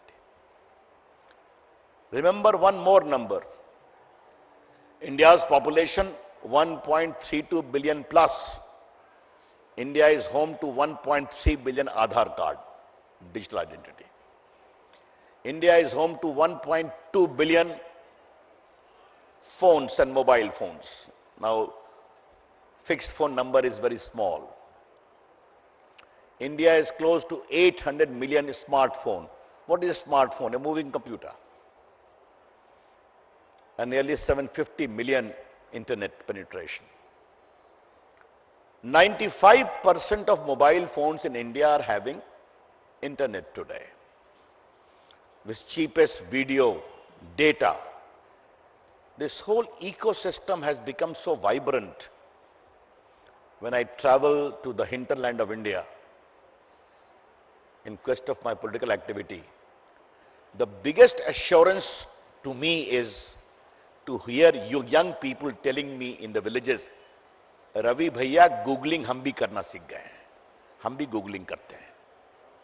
Hum bhi search engine chalate hain. That is the empowerment we were keen to ensure by bridging the digital divide. Today, if you ask the commonest people, WhatsApp mein bhej dijiye na, video mein bhej dijiyega. Have you noticed the metamorphosis which is happening in the people's taste as far as appropriation of technology is concerned? Just to give you we linked the Aadhaar with the mobile phone and the bank account. We have sent 26 lakh crore till December 2022. And how much we have saved? 2,71,000 crores, which used to be pocketed by middlemen and fictitious claimant in gas subsidy, in ration subsidy, in Manrega payment. How? And people are relishing it. We give 11 crore farmers 2 lakh crore every year, 2,000 every 3 months. Many times the Prime Minister clicks and the account is there in the bank account of the farmers. A scholarship, you click, it is there in your bank account. And the biggest thing happened was during COVID. And I'm sure all of you must have experienced, because I was handling the portfolio then. All the messages used to come through digital technology. All the cautions used to come through digital technology. And this Made in India vaccine, 200 crore doses have been administered, first dose, second dose, booster. And where you used to get the information? On your mobile phone.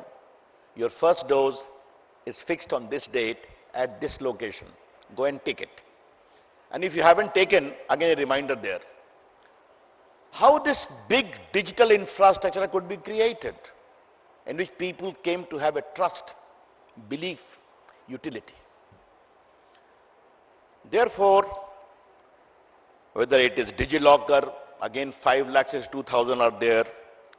Have you heard an animal known as Common Service Center, my young friends? Go and village in the hinterland and explore how they are doing. Their number was 70,000 in 2014. Now they have come to close to 5.5 lakhs. They are making land records. They are making passport. They are working like frontage of postal payment. They are using, I started that services for pre-litigation advice. Lakhs of people are availing that. A distraught daughter-in-law or a farm workers, etc., etc. Now, such an entrepreneurship developed that many of the big companies are using them as their off-campus or off-shop front. Tum maal mera becho, commission le lo. Close to 15 lakh people work there, including about 70,000 women entrepreneurs. Digital technology has an inbuilt capacity to encourage entrepreneurship, to promote innovation, and most important, a sense of great fulfillment. And I see a lot of young ladies sitting here. It was height of COVID. One day I was talking to many of the CSC entrepreneurs digitally. All of them were very down कि सब lockdown है, क्या करें. तो हमने कहा कुछ नया सोचो तुम. Then one of them told me from Odisha, and I had called only women entrepreneurs. उसको हिंदी कम आती थी. कहा सर एक दिन हमने 100 समोसा बना के अपने कंप्यूटर पे डाल दिया कि मेरे पास है, जिसको लेना हो ले लो. एक घंटे के अंदर बिक गया. Next day I put 500 samosas, वो भी बिक गया. हमने कहा this is the future. And from there came e Gramin store. I will be surprised to know that there was a particular festival in Odisha where a particular sari is used, and all these suppliers used their platform and they did the business of only 200 crores. This is how opportunity is created. How does Web3 fix itself into this model of India? There's a reason as to why I explain all this. If Web3 has to succeed, if Web3 has to really have roots, it will have to be inclusive, number one. it must be in a position to touch the lives of the commonest people of India. Just to tell you how the potential is there of all these enterprise, I told my team in the IT department, I want to see BPO in small Mufassil towns of India. I created a program for that. I will give incentive. We had about 55,000 seats. We gave incentive to all. Today BPO is there in Nagaland, in Kohima, in Siliguri, in Muzaffarpur, in Gaya, in Mumbai, Maharashtra, smaller places, in Tamil Nadu, smaller places. Because this appetite for digital platform optimum use has become all India pervasive. That's what I would like to highlight.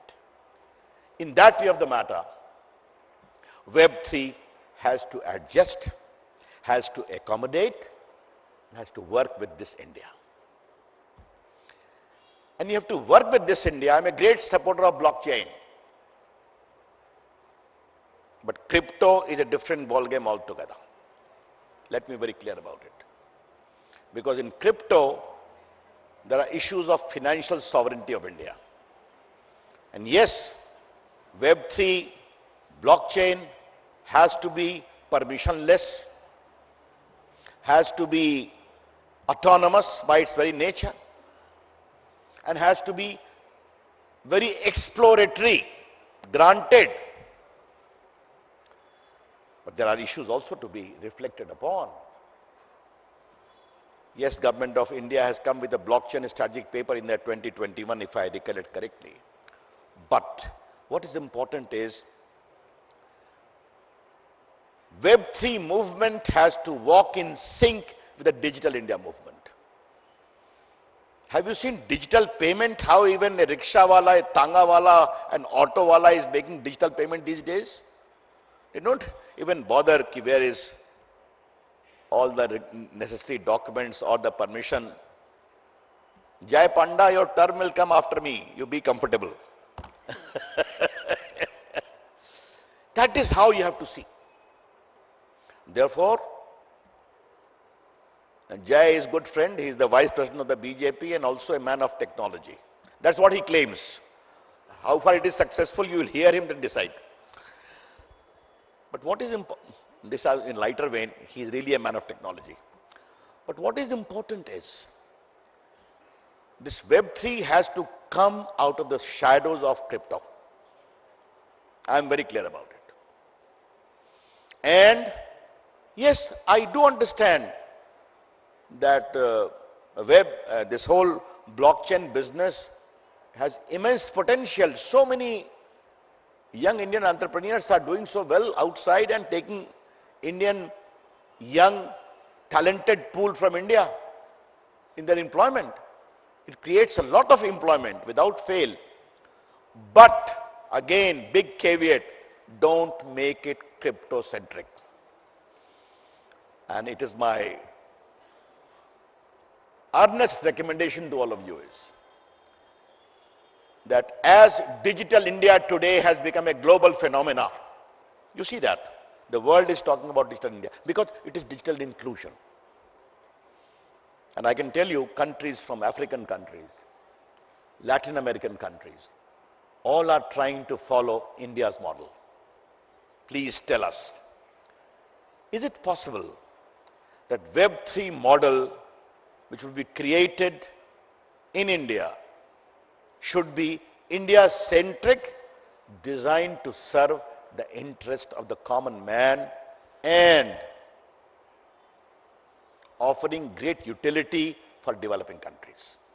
That is my second reference to all of you. And the third is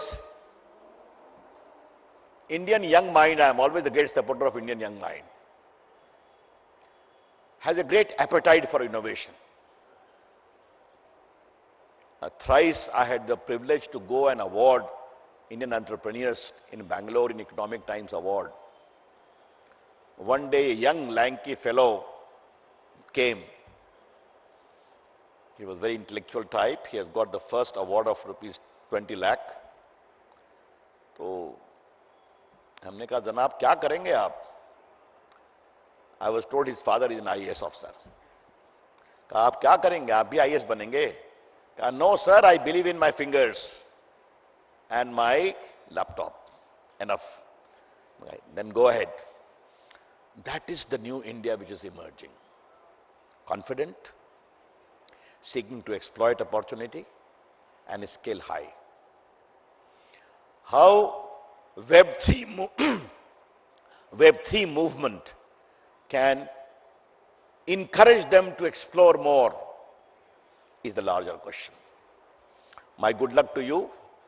With a great degree of caution again, come out of the shadows of crypto. Thank you. Namaste. Jai Hind.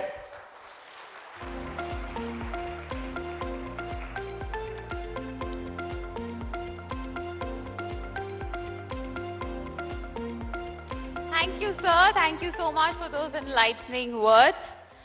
Now, let's move on to our next discussion. It's going to be a fireside chat on the topic leveraging India's G20 presidency to advance the development of VDA regulatory principles through international cooperation. And to moderate this discussion, I'll again like to call on stage CNBC TV 18's Manisha Gupta, Editor Commodities and Currencies. And to discuss this, we have with us today a very distinguished guest, Baijyant Panda, National Vice President BJP. He's also the in charge of Assam and Delhi BJP units. He has been a 4-time member of Parliament of India, elected twice each to the Rajya Sabha 2000 and 2006 and the Lok Sabha 2009 and 2014. He had been a member of BJP National Core Group to articulate and communicate the rationale for amending Article 370 of the Indian Constitution relating to Jammu and Kashmir. He was also the chairman of the high-level expert committee formed by Ministry of Defence for restructuring the National Cadet Corps. We are so delighted to have you, sir. Over to you, Manisha.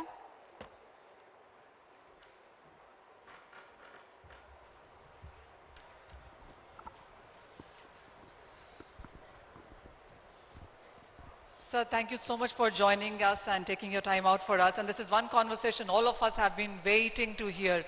I will start with the G20 presidency for India, and there are so many expectations, and this is something that people believe that India will make use of, especially when it comes to enacting laws and regulations around blockchain, crypto, NFTs, DeFi. There's just so many verticals to this. Where do we stand right now, and what is the progress? India's presidency of the G20 comes at a very opportune time. In recent years, particularly since the pandemic, the image of India has dramatically changed around the world. Even as we transition into becoming a middle-income country, we showed leadership to the world. We rolled out the biggest ever vaccination campaign in the history of the world. We helped more than 100 countries with hundreds of millions of vaccines, and some of which were developed in India itself. So that respect has gone up tremendously. India today is acknowledged, not just in the G20, but across the world, as a key player in shaping the major decisions that the world needs to take. And so technology, of course, is a very important part of this. This has come up. The world of technology is changing at an even more rapid pace than we've seen it do. And there are challenges, there are enormous opportunities, and there are enormous dangers of some of these technologies.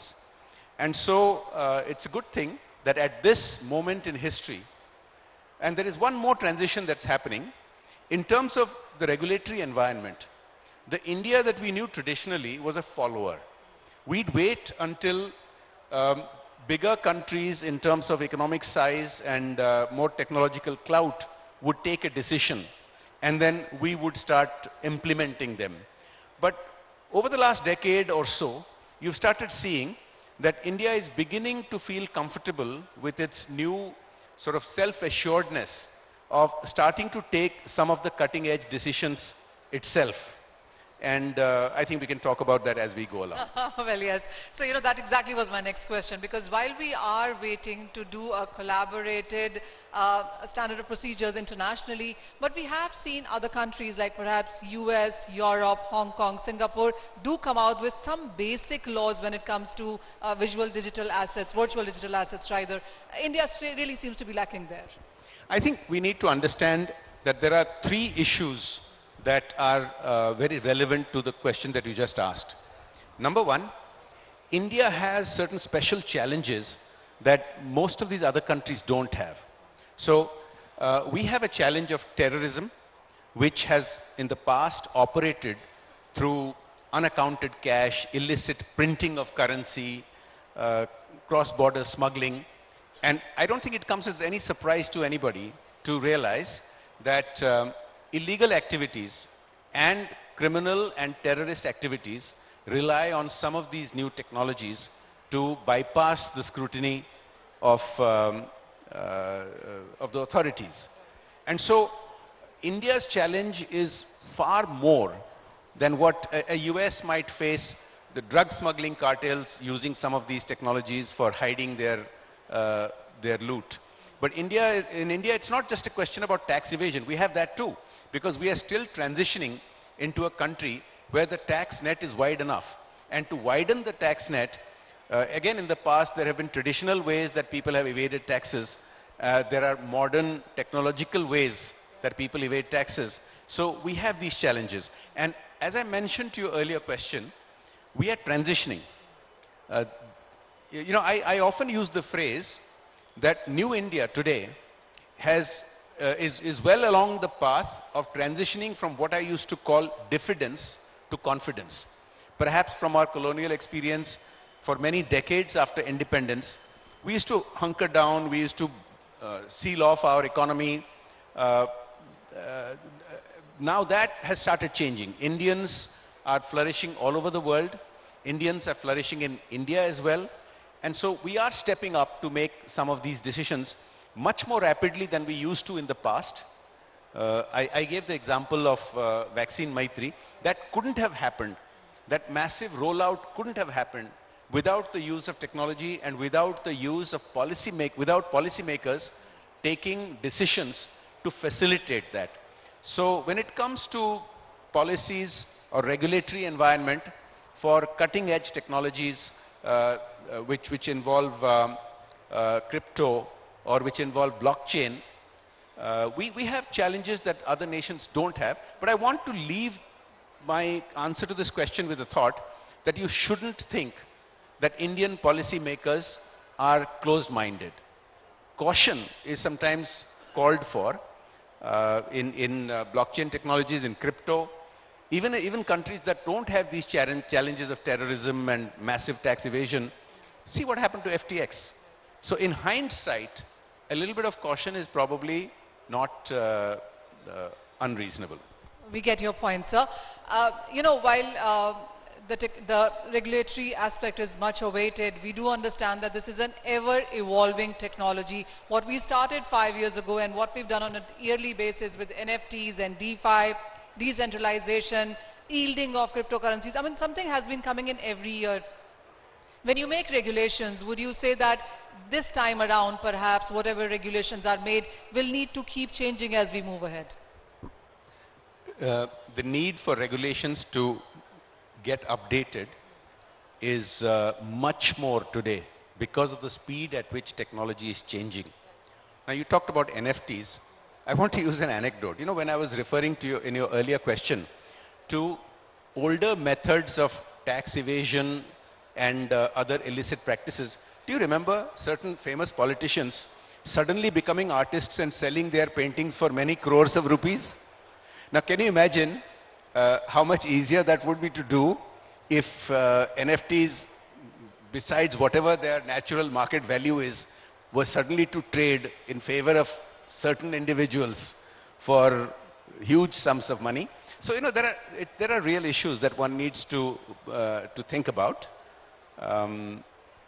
I think the reality is that our effort at being up to date is being bootstrapped much more rapidly. Look at the policy making engagements that are taking place between government, between industry, between technocrats, and between startups, which even, I mean, you may think that this is still a bit not as fast as it ought to be, but compared to just a few years ago, there's been a rapid change, and I'm very confident that in the coming months and the coming years, you will see a much greater capacity and capability of the regulators in India to keep up and take necessary decisions. So you talked about the startups and entrepreneurs, and the last couple of years have seen a lot of talent drain happen from India because of lack of clarity here. You know, people are waiting that tell us whether you're doing it, not doing it, give us a time frame, because we've seen a lot of companies which launched in India now operating out of Singapore or a US or a Hong Kong, for that matter, Dubai even. No, I think what you're pointing out is a real issue, but we should see this in a larger context. So for example, quite a significant number of Indians, individuals, not companies, have been taking up residency abroad for a variety of reasons. In the past, it used to be because there weren't opportunities in India. They used to go abroad for jobs or for further career. But in the recent decades, it has been about tax arbitrage. It has been about regulatory environments which are easier to deal with. Now, the reality is, a small island nation or a small free port entrepot which doesn't have democracy, where people can take decisions quickly, can in fact take very rapid decisions on regulations. That can be great, it can be very fast, but it can also have other consequences down the road. I think this is recognized that we need to provide a level playing field so that entrepreneurs, startups don't feel that even though their market is India, even though their talent pool is India, even though their technologies are now increasingly being developed in India, they need to be incorporated in one of these other free ports or island nations. It's something that we need to recognize and find solutions for. The other thing that the Indian entrepreneurs and especially people belonging to Web3 have been an audience of is RBI wanting to ban it, Finance Ministry telling us that we are waiting for international collaborations to work on it. Would you say that it is between departments as well that we are awaiting clarity from? No, I don't think it's so much about between departments in India. I'll go back to what I said earlier and expand upon it. We genuinely do have many challenges that some of the other nations don't have. You know, we still have terror attacks which are planned, funded, trained from other countries and across the border. And these are areas where you may be using crypto for all the right reasons, but there are people out there who are using it for the wrong reasons. And we need to find an answer. Now, nobody questions in India, whether it's RBI or any ministry or any regulator, that blockchain, the technology itself, has wide-ranging applications and we must adopt it. The issue is about crypto, really. Now, take a look at Bitcoin. Something like 85% of the Bitcoin in circulation is held by less than 5% of the entities. Now, that ought to raise some red flags somewhere. So, what has RBI said? RBI is a central bank, and crypto essentially is a fundamental challenge to the concept of central banking. So when they exercised caution, there are many reasons why they've done so. Now, in the meantime, other regulatory environments, including the US, including other countries, have started looking at it very closely. There are hearings going on in the US because of the FTX fiasco. So what RBI has said really sums it all up, that there are tremendous opportunities with not just blockchain, but with crypto also, but there are also tremendous risks that we can't afford to just ignore. And so the framework is to really work together with other countries, because India can't be an outlier. So it's not so much about if you see the statements made by Finance Minister Nirmala Sitharaman, and if you see the statements made by RBI Governor Shaktikant Das, they are on the same page. So internally there is not that much work that needs to be done, but the work in collaborating, cooperating with other nations, some of which are beginning, you know, there are some nations that had become very enthusiastic about crypto a couple of years ago. Some of them are taking a pause and re-evaluating the risks as well as the benefits. Nobody denies there are enormous benefits. So I think the coordination part internationally is the important bit. And within G20, of course, the discussions are taking place, but it has to, you know, ultimately go beyond G20 and get at least some common minimum acceptable parts of the regulatory framework. Okay. So I have one more question, and this is after various summits that we do and a lot of people that we engage with on ground, that this is one community that the government doesn't engage with, I mean, with all stakeholders when it's about policy making or feedback or on ground with the kind of funding that's coming in, the many thousands of developers that we have in the country. What is the engagement levels that the government has with the private players or exchanges right now? So I would say that this is a work in progress. Now, if you see, similar kinds of concerns used to be raised by other sectors, by traditional industries. But you may see now that it's a pretty regular practice for government. For example, leading up to the budget, the finance minister had wide-ranging consultations with all kinds of industry, with large industry, the traditional big names, with startups, with sectors that are both either new, manufacturing, services, technology. So this is much more so than used to be the case in previous years and previous decades. Now, as far as the tech sector is concerned, as far as something like blockchain and Bitcoin is concerned, this is really the cutting edge, the bleeding edge, if you will, of the regulatory questions that need to be answered throughout the world in all jurisdictions, as we've just been talking about. So I think you are beginning to see a level of consultation that is more than what used to be before, and I'm sure it will keep on increasing, so that you know, if you mirror what is happening with other sectors, you will see that there is a recognition by this government, which was not the case earlier, that all, I'll give you an example. A decade or so ago, more than a decade ago, when the companies law was amended, as soon as it was amended, everybody was up in arms because there had been no consultations. There were completely arbitrary clauses in there, which many corporates just figured that was unworkable. So from day zero, it was a controversy, and it lasted for several years before corrections could take place. I think today you are seeing a change in that attitude. There is a recognition that before regulations are finalized, there will be consultations. Now, every decision will not be to the liking of every stakeholder, but in a country like India, we will keep up, we will change as necessary. And as I said, even if you make perfect regulations today, it will be out of date in 1 year.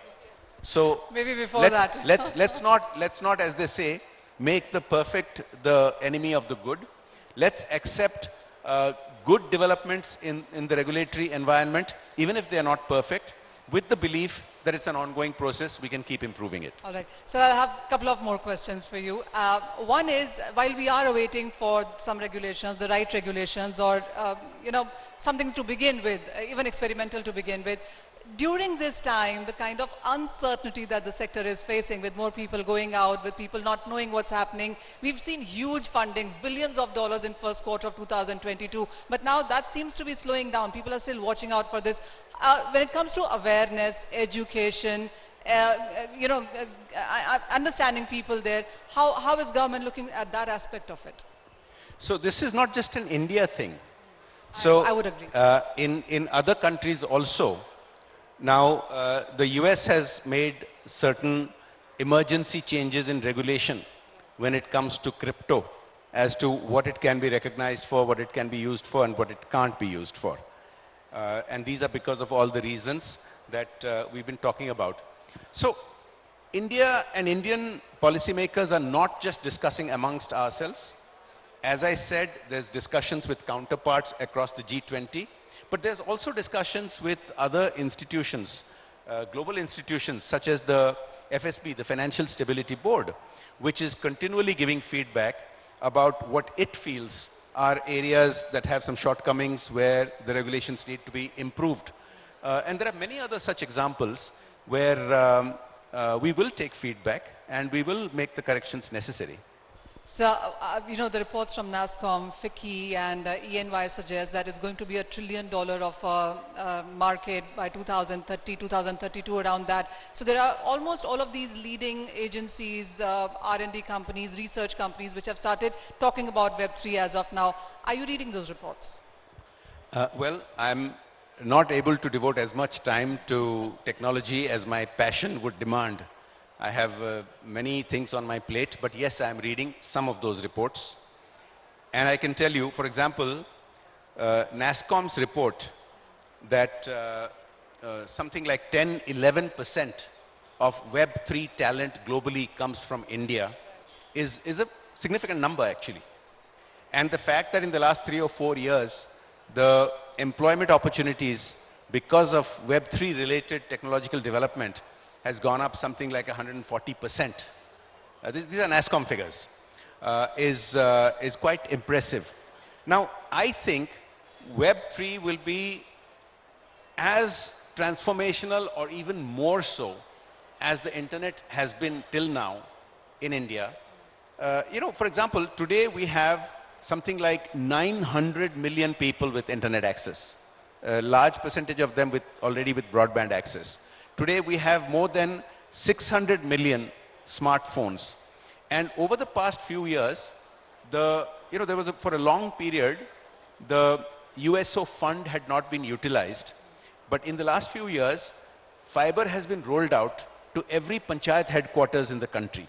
And you're beginning to see, I know, for example, in my own constituency, there is a young man who used to work in Bangalore, which is 1,000 miles away from Odisha. But since the pandemic, he has been working from his village, actual village, thatched huts and all, with proper fiber connectivity, and hasn't gone back even 3 years later. Has Bangalore salaries and lives in rural Odisha. You can imagine the transformation that is doing. So Web3 is going to be, in many ways, some of us can't even imagine how transformational it's going to be. The technologies are just getting out there. So yes, I try to keep up with it. Everybody recognizes, despite different levels of understanding of the technology, that this is huge. Sir, thank you so much for joining us. But before I let you go, I have to tell you the first series that we did, this is the second by the way, first was in Bangalore, and being a tech city that it is, we had enthusiasts and developers and entrepreneurs and startups and everybody come in. And we were thinking, yes, Delhi is going to be slightly different. But from the registrations that we got in Delhi, we have been able to call only 35% people here. So we were amazed by the enthusiasm that Web3 enthusiasts were in Delhi as well. But thank you so much for addressing all of us. We appreciate your time. Thank you so much. Thank you. It's been a pleasure being here.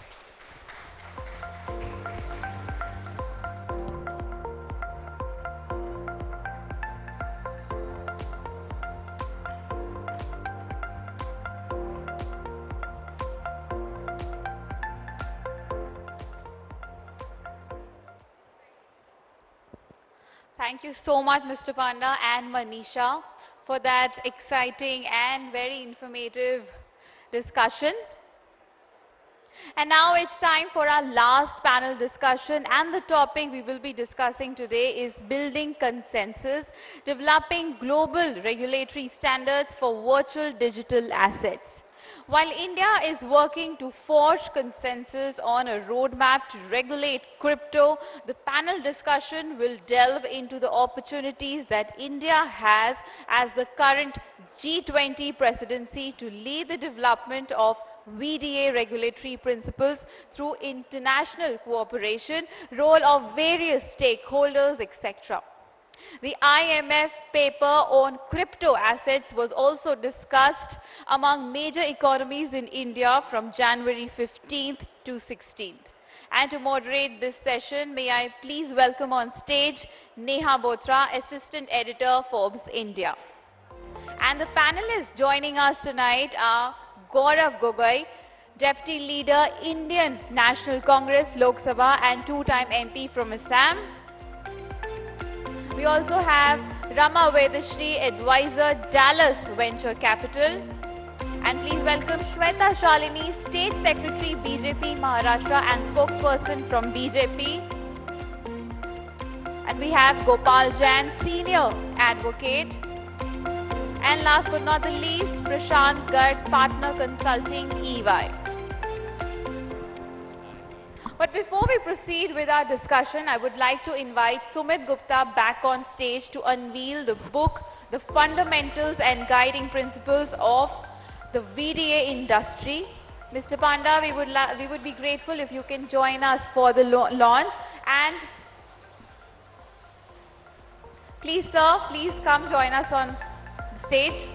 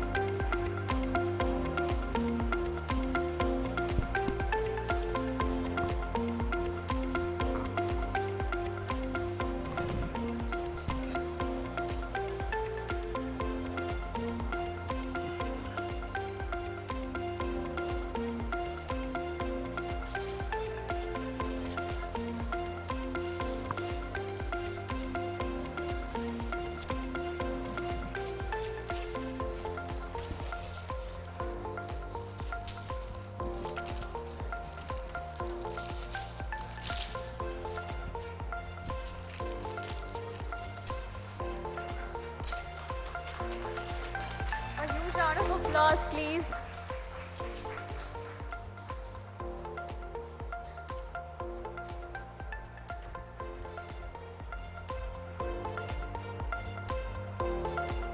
Ladies and gentlemen, a huge round of applause for all the panelists here and for the book that's just been launched here. And now it's time for the panel discussion. Over to you, Neha.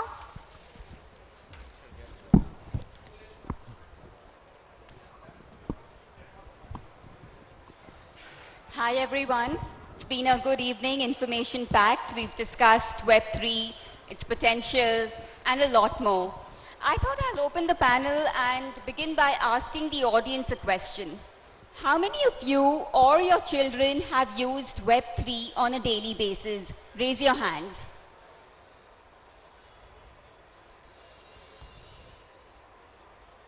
All right. How many of you have dabbled with virtual digital assets at one point or the other? All right, so that is a very telling representation for us. So let us now first begin by understanding what Web3 is and what the underlying technology is and how is it different from virtual digital assets and what are the similarities.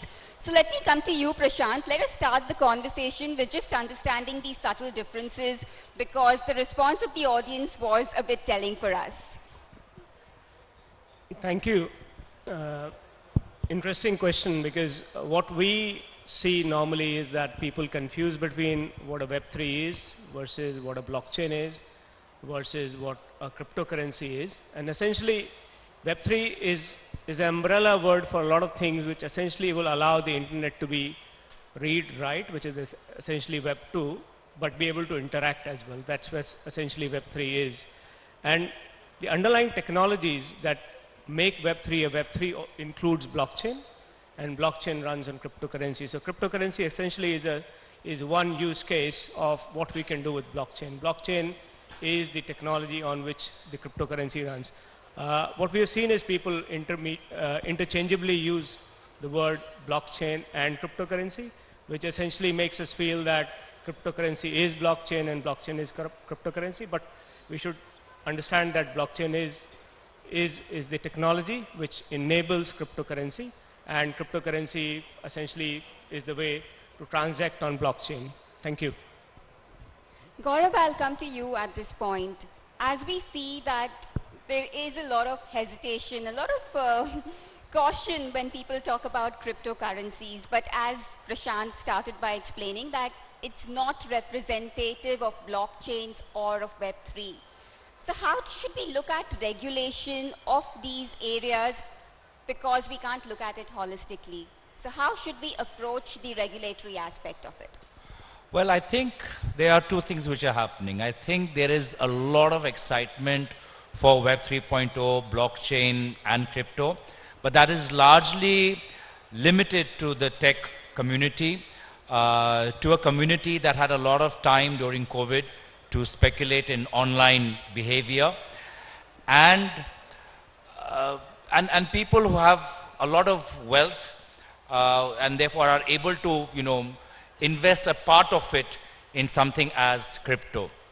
At the same time, while there's excitement amongst the tech community, and especially India being a tech ecosystem, there is a lot of ambivalence when it comes to regulators, because you have to understand that regulatory systems across the world differ.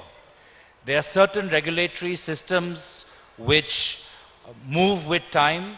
If you look at the EU regulatory system, they are quite advanced. As there is some technological innovation, the EU would already be thinking about what's a regulatory design that works with them. But there's a regulatory culture, I would say, in India, which is to basically study what is suitable and what different models are, and then apply that learning in India and try to find an Indian model.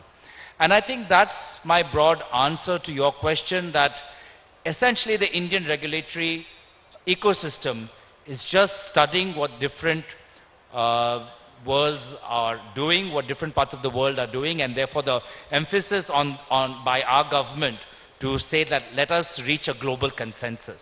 Because we don't want to take the lead. We don't want to be the innovator. We rather follow and be slightly risk averse, because given the fact that we are also a population of 80 crore people, there's high level of financial illiteracy, and there has been a past of stock market manipulation. So we as a government, they prefer, our regulatory system prefers to be cautious rather than be innovative.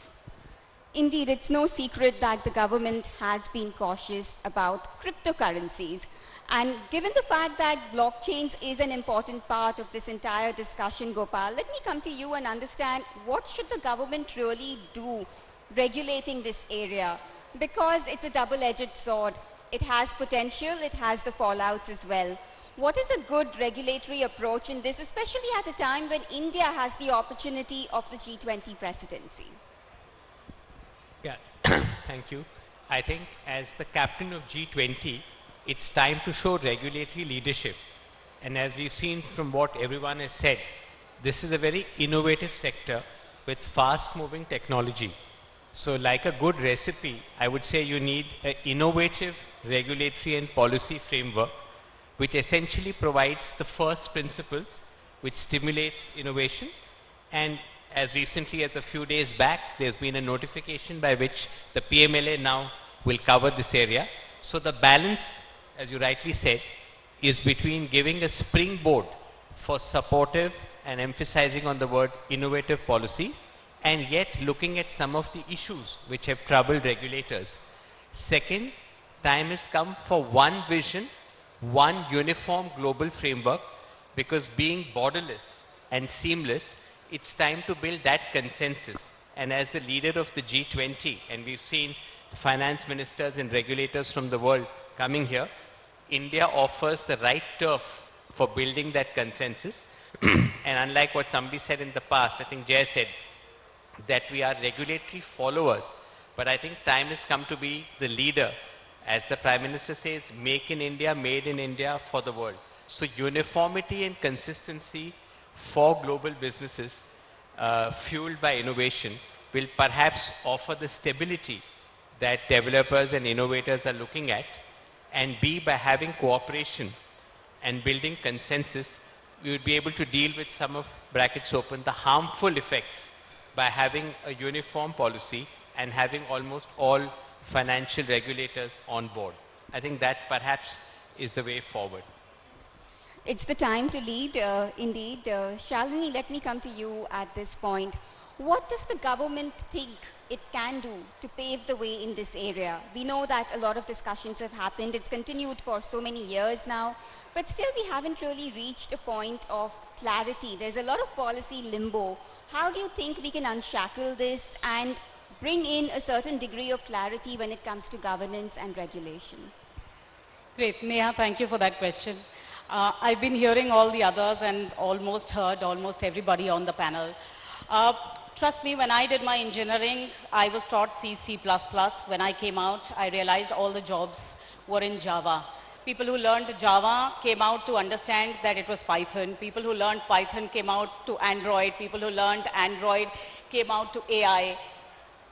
And so on and so forth. Technology is changing at the speed of lightning. You don't expect the politicians and the regulators to really understand that. So I would rather think that the onus for regulation lies in the hands of the innovators itself. And I just heard Prashantji talk about the transition of Web 2 to Web 3. Why do you think we want to transition from Web 2 to Web 3? And one of the words that I always hear is security, is safety, right? I know when I'm having a fight with my husband, the only other person who's listening is Mark Zuckerberg, right? When I'm Googling about the cheapest place to go and have a holiday in Goa, Google is throwing out cheaper than that hotels in Thailand. So we are not secure in the Web 2 world. So when we are moving towards transparency in Web 3, and if we are talking about transparency as innovators, this is the same transparency that we need to show to the regulations as well, to the regulators as well. And that is what is going to help.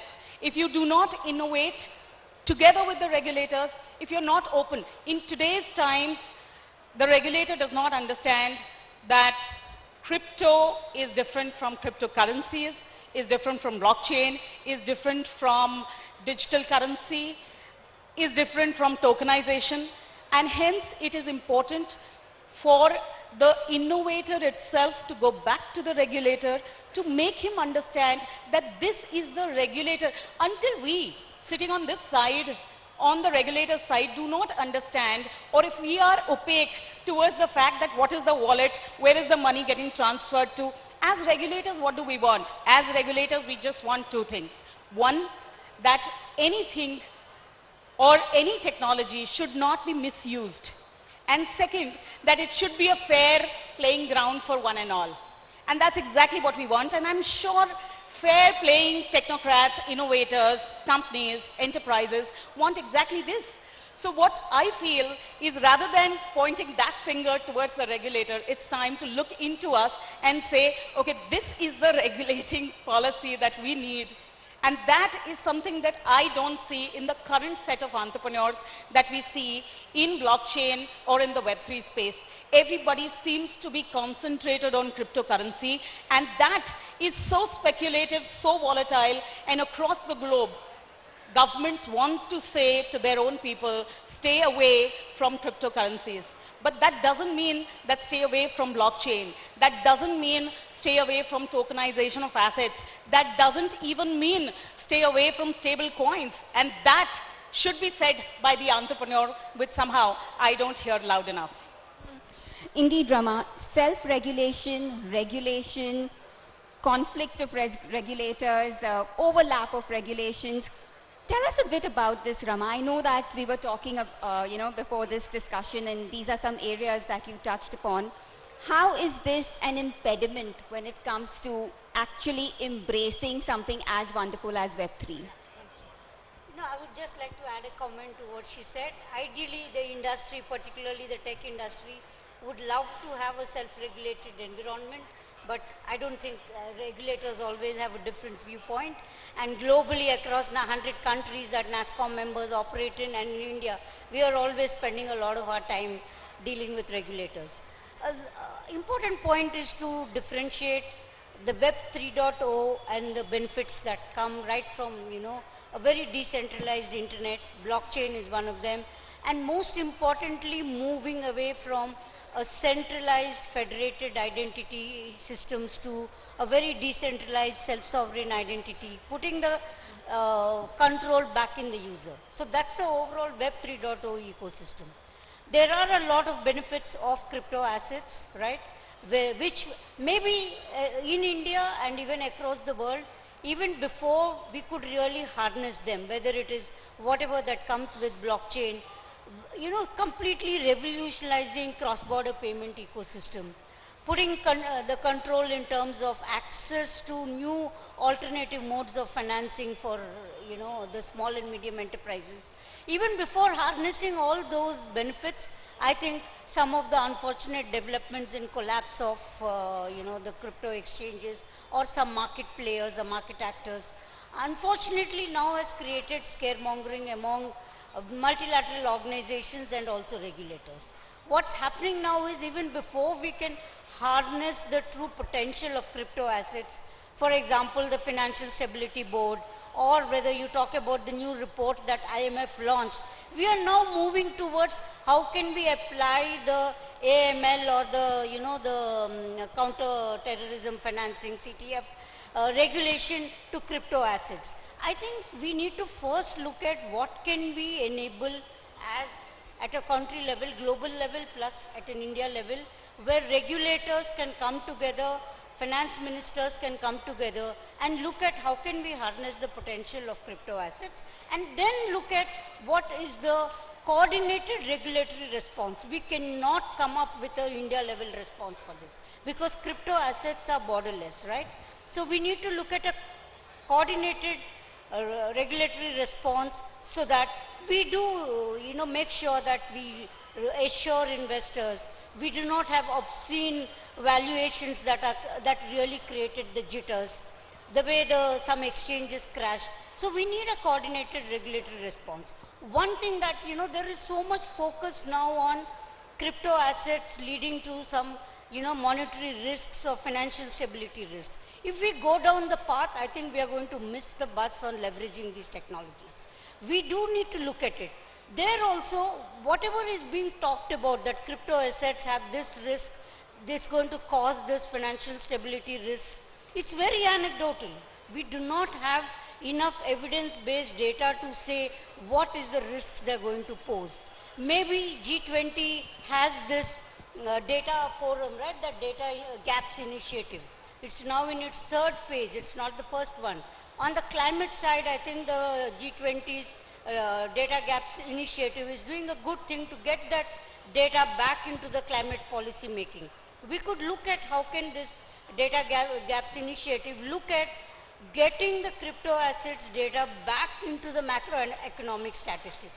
So I think we need these kind of positive measures rather than go down this path that crypto assets have a global financial risk and financial stabilities of the world and IMFs of the world trying to now move towards, you know, looking at crypto assets and tightening the noose around anti-money laundering or tightening the noose around, I think we are going to lose out on the innovative potential. So I do agree we need regulatory response, but we need to first harness the benefits of this and look at various regulators coming together. In India, I would say there is maximum regulatory ambiguity when it comes to crypto assets. Is it SEBI? Is it Payment Settlement Systems of RBI? Is it Consumer Protection Act people? Or is it the new Digital India Act and Ministry of IT? I think we need to resolve this. And I will pray to God that we do not come up with new laws under existing statutes. Because if you have new rules, they're always under the overall parent statute. So if you look at SCRA of SEBI or Payment Settlement Systems or Consumer, there is a parent statute, right?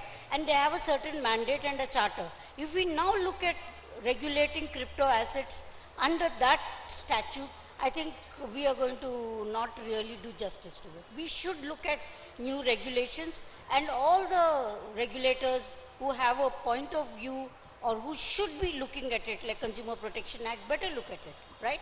They should all come together and come up with a very coordinated response in India, and we need to collaborate with other global stakeholders, including multilateral organizations like World Bank and IMF, who seem to be taking a little pessimistic stance around potential of crypto.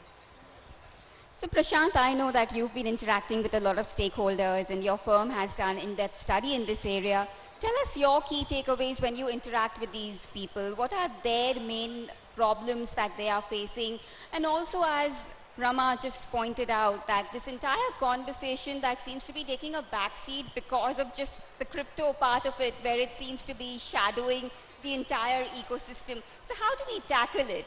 Tell us about what could be an ideal regulatory approach to this. I think I agree with what Shweta said. The innovators have to lead the way in educating the governments what to go and what to do, what not to do. And essentially, we as humans understand with stories, we understand with use cases. So the community which is working on blockchain and cryptocurrencies and everything else, we should focus on creating use cases which can be easily understood by the businesses, which can be easily understood by the government. And those use cases or stories should be brought back to the government to understand how it is going to help businesses, how it is going to help the government really bring to life blockchain in the country, which can enable I would say better supply chain networks, better gas networks, better skill registry, better land registry, everything that is possible with blockchain.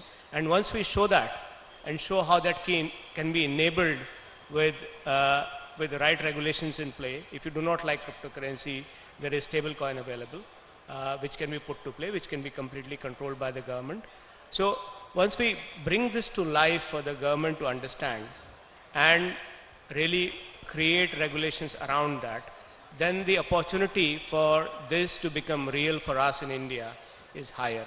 The opportunity that India has right now with G20 is within this year, whenever the summit will happen, we'll have all the 20 countries which cover 85% of the global GDP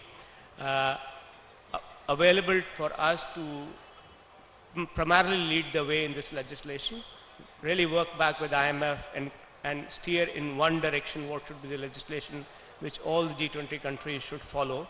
And that should be a partnership, public and private partnership, where the industry bodies and the government work hand in hand, creating use cases, creating business scenarios which can be enabled using this, and legislations around that. And then that really goes to the board, gets cleared as part of the G20, and we can progress further using Web3 technologies in India and elsewhere. Gaurav, just to take this point forward, in your mind, what are some areas that can be looked upon when we look for consensus when it comes to regulations, when it comes to building a framework which is agreeable to member countries? Well, you have to first understand where the government's mindset is. The government last year introduced a 1% TDS and a 30% tax, right? And they have not said anything substantive in the follow-up budget speech this year. So this is where the mindset of this current government is.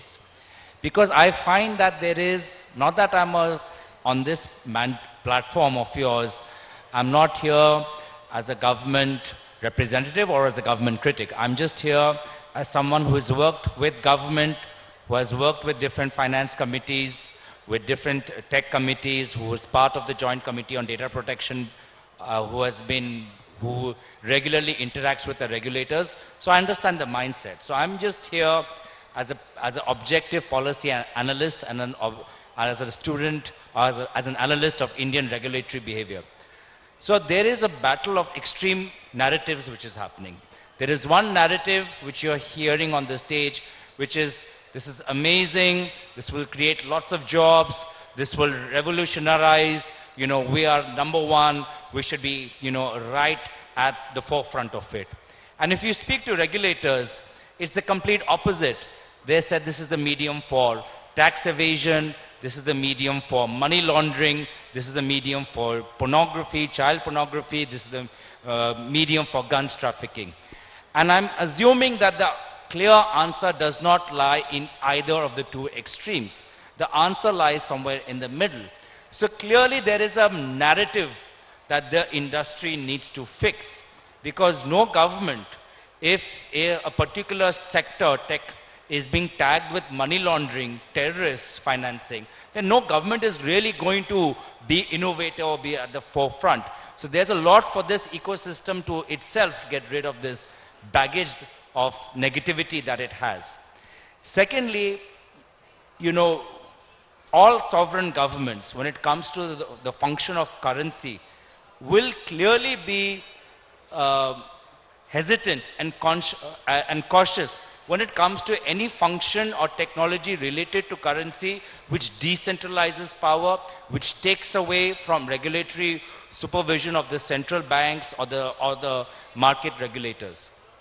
Therefore, one thing that I do see as a positive, that this entire technology has jolted governments across the world to look at inefficiencies in their mainstream banking system and try to come up with responses to fill the loopholes. And therefore, you've seen governments across the world come up with, you know, central digital bank currencies, whether it's the euro, we're talking about here in India as well. And I think that's a fallout of the pressure and of the lacuna that is being pointed out by the crypto and the blockchain revolution. I'm quite excited to see where central digital bank currencies land up. I'm quite hopeful that the conversation would be advanced in the G20 discussions. I'm not quite so optimistic as to what our government's demand would be, because I hope that our government is not telling others that, you know, put a 1% TDS and increase. That could be the global consensus as well, or it could be for a ban. I mean, you know, let us say, I think all options are there. But going back to what, you know, you said, that, you know, look at where the government's priority is. Government's priority right now is in fixing education. Government's priority is in fixing health.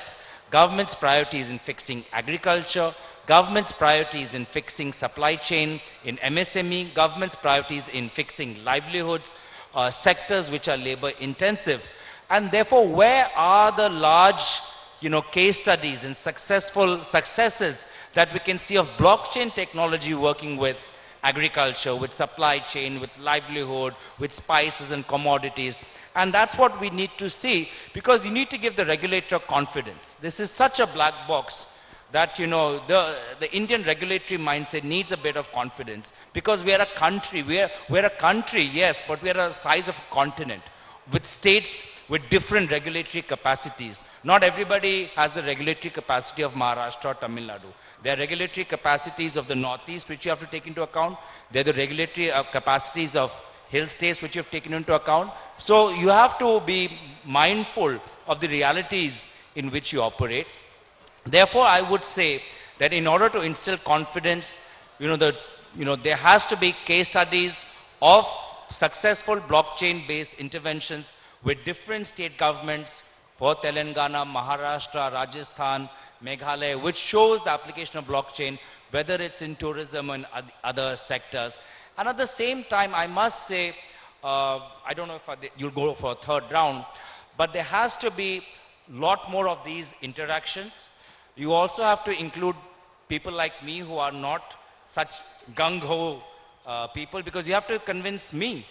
And I'm on the milder side, right? So if you're just sitting in a bubble and say that nobody gets us, we have this, then you're not going to go anywhere.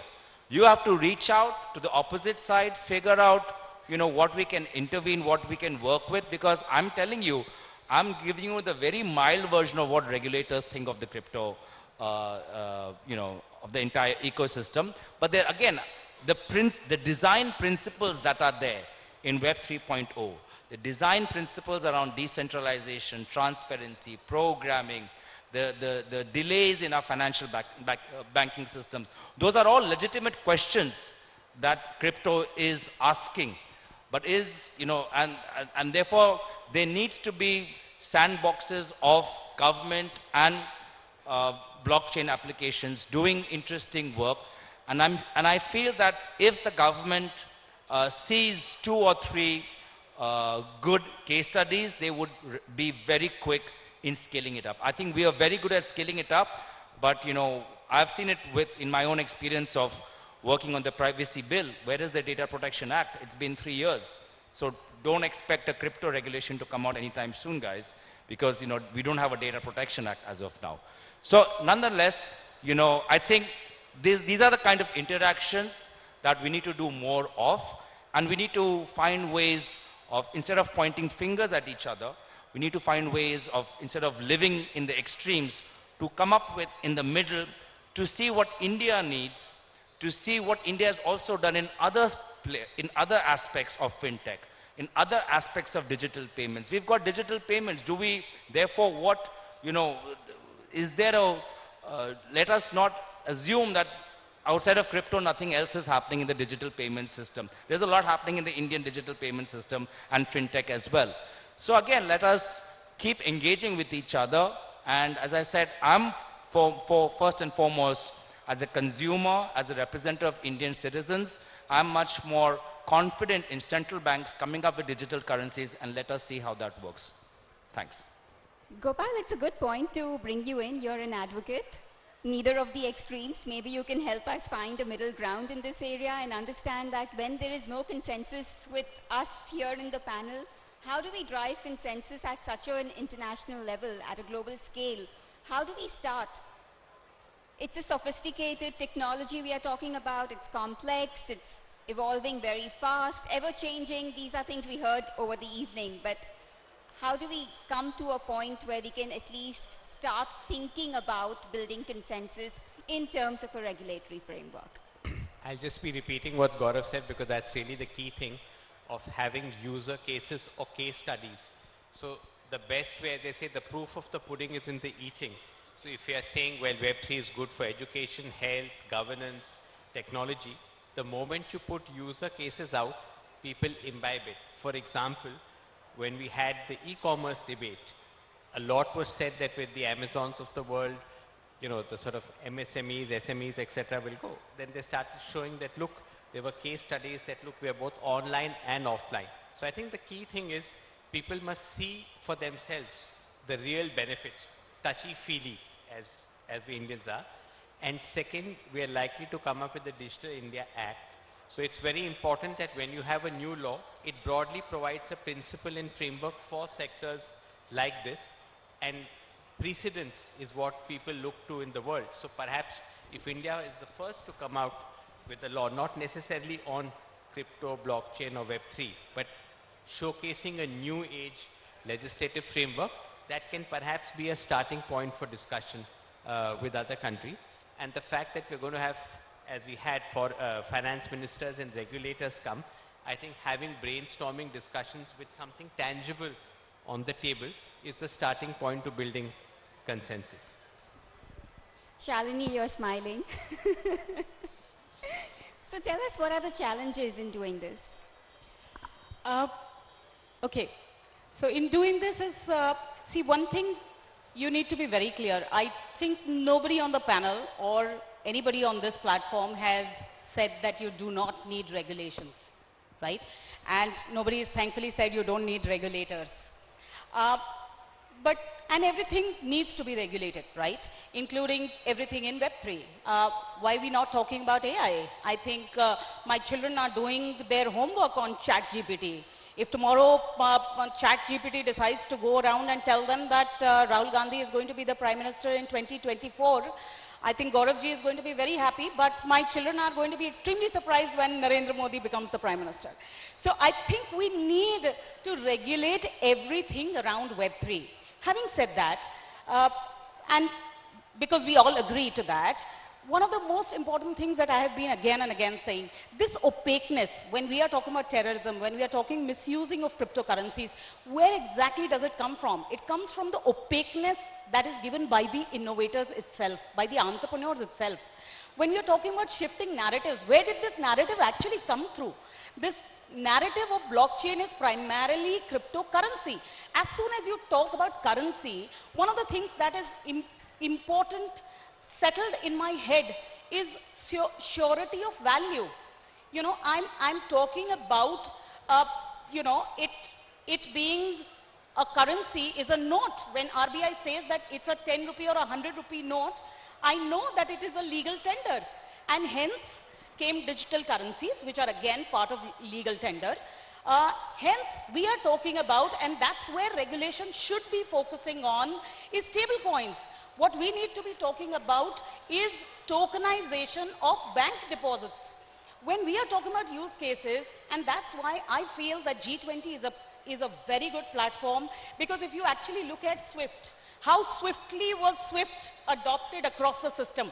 Because today, we have the leadership in UPI. Today, you go to somebody who's selling vegetables on a thela, he will have this UPI system installed there.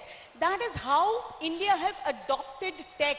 And if we today take the leadership and say that even these SMEs will be able to accept money from cross-border, it is this cross-border global interoperability which is going to make blockchain acceptable. But for that fact, we definitely need to be talking about use cases. We need to be talking about tokenization of assets, trading tokenization of assets. But then the right protocols need to be shared to the regulators so that the regulators can actually regulate. See, when it's a bank and there is a fraud in there, you know the people that you go after. In a Web3 ecosystem, whom do you go after? Do you go after an algorithm? And that's exactly what regulators want. Regulators want accountability, and that accountability will come from the ecosystem itself and should come from the ecosystem. I think what fintech has done for inclusivity or inclusion, I think blockchain can do to the entire sustainability, green sustainability platform. We have taken up the Solar Alliance and we are taking leadership there. We can do exactly the same for carbon footprints, for sustainable solutions. But the entrepreneurs out there need to go ahead and work on this. They need to be talking programmable money. When we can say as regulators, okay, this is the digital currency, this is meant for charity, and you are going to use this for charity. When I see the complete transparency in that chain, that's when as a regulator, as somebody who's making sure that the play is fair for the country, is going to be satisfied.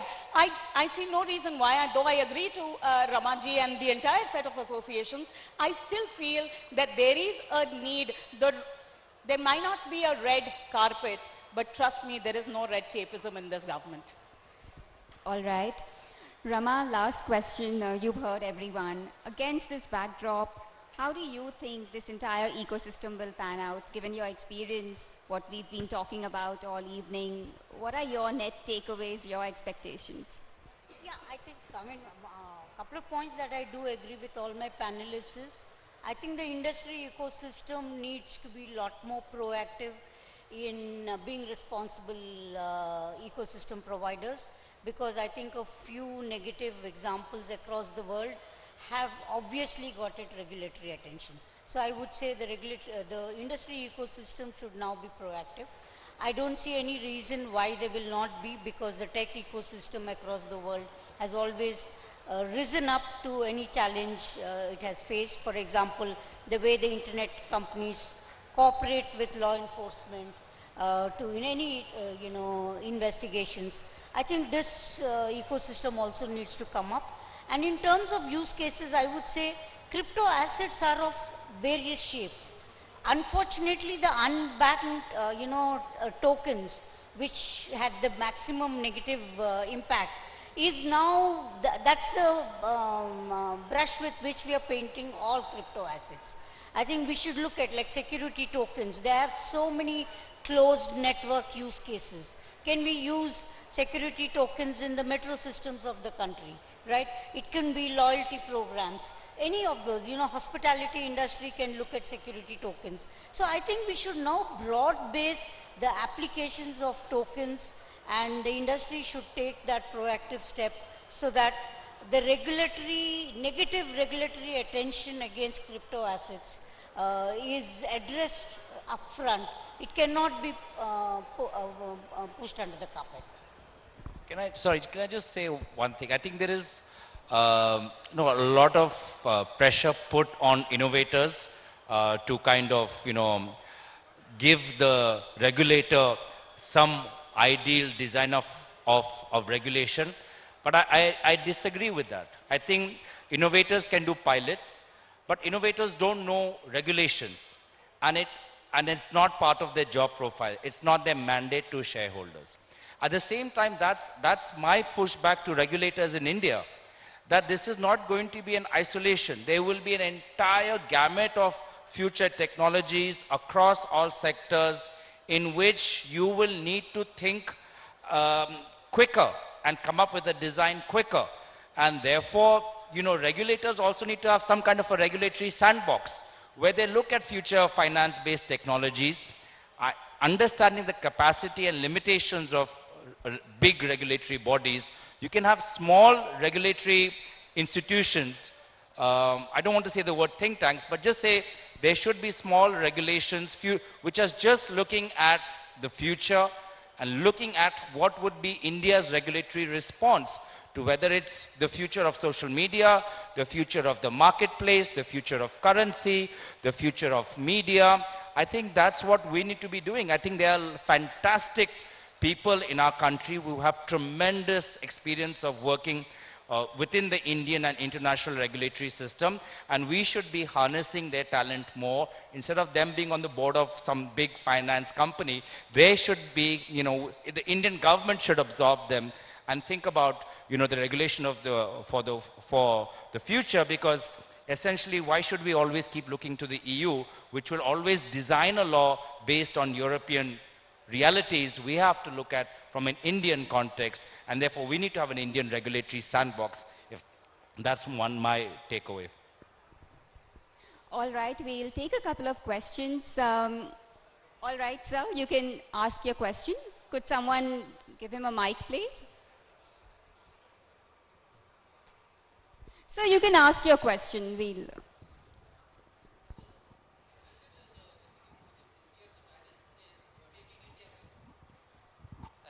I'm Deepak Maheshwari. I've been in the tech policy for about 25 years now. So here the title is Making India Web3 Ready. My question is, what is being done and what should be done to make Web3 India ready? Thank you. All right. Gaurav, you want to take the question? Sorry, I didn't hear the question. Could you repeat the question? What, the last part? What should be done to make Web3 India ready? What should be done to make Web3 India? India ready. We are talking about making India ready for Web3. What should be done to make Web3 India ready? I mean, as I said, then, my two points that I'm bringing forward is that there need to be more successful case studies of blockchain technology being used in different states of India to address and solve an issue, a policy challenge, or a policy implementation challenge in a critical social sector field, whether it's agriculture, education, health, or livelihood. Point A. Point B is that our regulators, instead of always being like, okay, let us see what's happening there, we need to be not be caught off guard again. I think we've been totally caught off guard. We are way behind regulatory thinking on this. This is going to happen to us again and again because the pace of technology is changing. So we need to have a regulatory design institution, and we need to fix that because we need to think of, this problem would occur in other cases as well. So the Indian regulatory ecosystem needs to come up. Now, whether that role or that function would be fulfilled by a Niti Aayog, by various institutions within the different line ministries, I don't know. But there needs to be this, we need to capture this thinking somewhere, whether it's white papers or I don't know, I'll just add 2 lines here. For making Web3 India ready, the Web3 ecosystem needs to understand India and the challenges that India faces rather than just copying from the West or copying from Dubai or copying from wherever.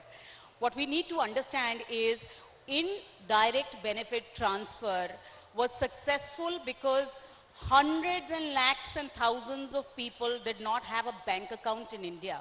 What you need to understand is still students do not get grants in India. These are the people who can look for getting direct benefit from somewhere across the ecosystem. And that can be funded as case studies for the Web3 world, for the blockchain use case.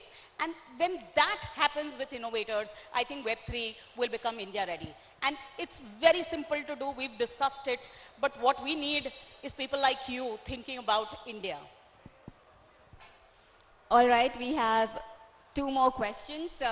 We need to wrap the panel, so the last 2 questions. So you could ask your question. I have a question actually. All right, That's why I please have go the ahead. mic. Yeah. No, firstly, really interesting panel. My name is Vatsal Gaur. I'm actually in the blockchain space, run a development studio. I also run a metaverse studio. And I'm a lawyer, so I wear 2-3 hats. What is India's position now that we have the presidency at G20? Just today, SWIFT announced a pilot that they've already done using inter-CBDC rails. So multiple countries CBDC, there's already a pilot that's been done where there's interoperability between CBDCs. India was one of the first countries to actually do the retail CBDC, and I'm someone who's always been very in favor of the regulations that RBI and Ministry of Finance place. Just today there was news about Silicon Valley Bank in the US going bust, and that just shows how supreme India's regulations are. What I was wondering is, do we have any roadmap for letting CBDC becoming more innovative and allowing private sector to innovate on top of CBDC? One of my dreams is to bring a lot of foreign NRI money back into India by token wrapping CBDC and allowing some sort of an amnesty scheme like what Mr. Narendra Modi had done earlier, a couple of years back, and allow for investment into Indian assets. Let them invest in real estate, in the government e-marketplace. So is it possible that CBDC will allow innovation to private companies like us who are built in India, will stay in India, are not running away to any Dubai, and we want to sincerely work with the government? So is that possible? Sure. Rama, do you want to take that? I think right now it's very early stage to see what is the long-term roadmap of RBI for CBDC in India, because right now I think it's almost like even the retail one is like a closed user group. They've decided which banks are going to be the partner organizations. They've not yet opened up. So I would say it's very early stage to predict what's likely to be the roadmap. But once the closed user group kind of a pilot scales up, there is no way that they cannot allow the private other market players to participate in that. Right now, I think that opportunity is not there. But I think we need to wait and see how this scales up, both the interbank one and the retail one. I think what you're saying is the next step to CBDC, because what we are having is a retail pilot and an interbank pilot, and when this pilot will become successful, perhaps end of this year, the next step is what you are saying. Essentially, for this to grow and become useful for the country, the next step is what you're asking for. So that's a logical next step. So I think it will come automatically as time passes and we see a successful CBDC. All right. Please go ahead. Yeah. Okay, that's the last question. We need to wrap. Yeah, I'll keep it short. I'm a journalist, so I'll keep it very short. It's a simple question. There are politicians sitting out here. There are people who work in Parliament. There is a responsibility of Parliament to basically make sure that regulation moves ahead. All right?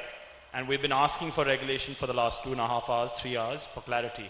I want to ask the Congress representative and the BJP representative, what is it that their parties and particularly their leaders have done to make sure that regulation actually moves forward, keeping in mind the fact that this country of 1.4 billion people actually has many more priorities that are more important. How do you put crypto on the list of the top 5 priorities? You're very right to say that there is an entire list of priorities in the digital space that is pending. Something that we've been involved with is, and when I say we, as in my party, because you refer to my party, Something that we've been involved with is the Data Protection Act, because ever since the Puttaswamy judgment, we've been harping that we need the law around data protection and privacy. We've been the bill, when it was brought to the Parliament, did not go to the IT committee. It went to a joint Parliament committee, of which I was a member. I've seen 2 chairpersons change. We put forward our recommendations, and the bill in its original form has been withdrawn. We're looking forward to see what this new bill is, but it has not been introduced in Parliament as of now. So if you ask me, in the digital space where the priority is, because privacy is a fundamental right, we're putting that right at the top of our ask from the government. Secondly, we are seeing a massive abuse of surveillance powers. I think our surveillance powers are antique. They relate to the old telegraph laws of many decades old, and they are not in line with the current standards. So I think in terms of surveillance laws, there needs to be a greater reform. That's something that our party has always been focused upon. And when it comes to currency, I think, as I said, we put a lot of emphasis on regulators, because we believe that in the power of Indian institutions. We are not here to lambast Indian institutions. We are not here to deride Indian regulatory institutions. We are here to give more power to Indian regulators, to more autonomy. And I think if SEBI and RBI, who are 2 very critical regulatory institutions, if they are given more power, I think they will be able to come up with the draft design of what India's law needs to be. There's nothing that stops. And I've said this to RBI in our unofficial finance committee related meetings, that nothing stops the RBI from doing wide round of consultations and having a white paper to see what a possible India in Web 3.0 in the fin space could look like. There's nothing that stops the SEBI from doing this kind of brainstorming, because we need to have a template to refer to when and if this government does come to it. Thank you. So your question was pinpointed, and I think the answer will be pinpointed. You've asked me, I represent a party that is headed by Shri Narendra Modi, who believes in the idea of digital India, who paved the way for digital India. Technology, we feel, is the backbone of every use case. So whatever you see, every ministry that you see, every scheme that you see, you actually use technology to bring in transparency. And that's how important and prioritized Web3 for us is. Because we feel that moving forward, privacy, safety, security is going to be the backbone, and hence Web3 is going to be the backbone moving further. Having said that, as the Constitution in India says, that justice can be delayed, but injustice should not be served. The regulators are a tad more careful in ensuring that wrong regulations or extremely tight regulations are not made not having understood the ecosystem. And that's one of the reasons why we are open, our doors are open, we are understanding the space, and so are the regulators. So that's a positive sign. That is a sign of priorities and prioritization. Thank you. Thanks for that question. Thank you so much, everyone, for being so attentive. Prashant, Gaurav, Gopal, Shalini, Rama, thank you very much for joining us and sharing your views. Thank you. Well, before you guys leave, a photo op.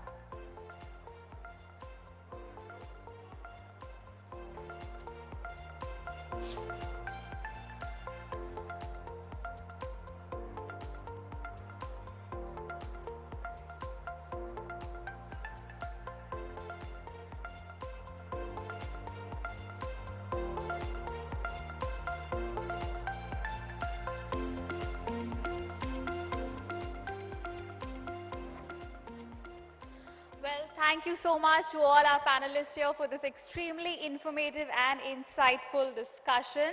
Surely ending the night on the right note.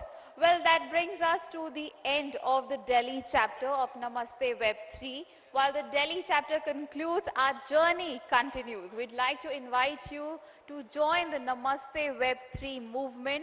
We have created a Telegram channel where we will keep the dialogue on and will also keep updating you of our subsequent chapters. Please do scan the code and join us. A big thank you to all of you for being a wonderful audience here this evening. Thank you and take care. Do join us for cocktails and dinner.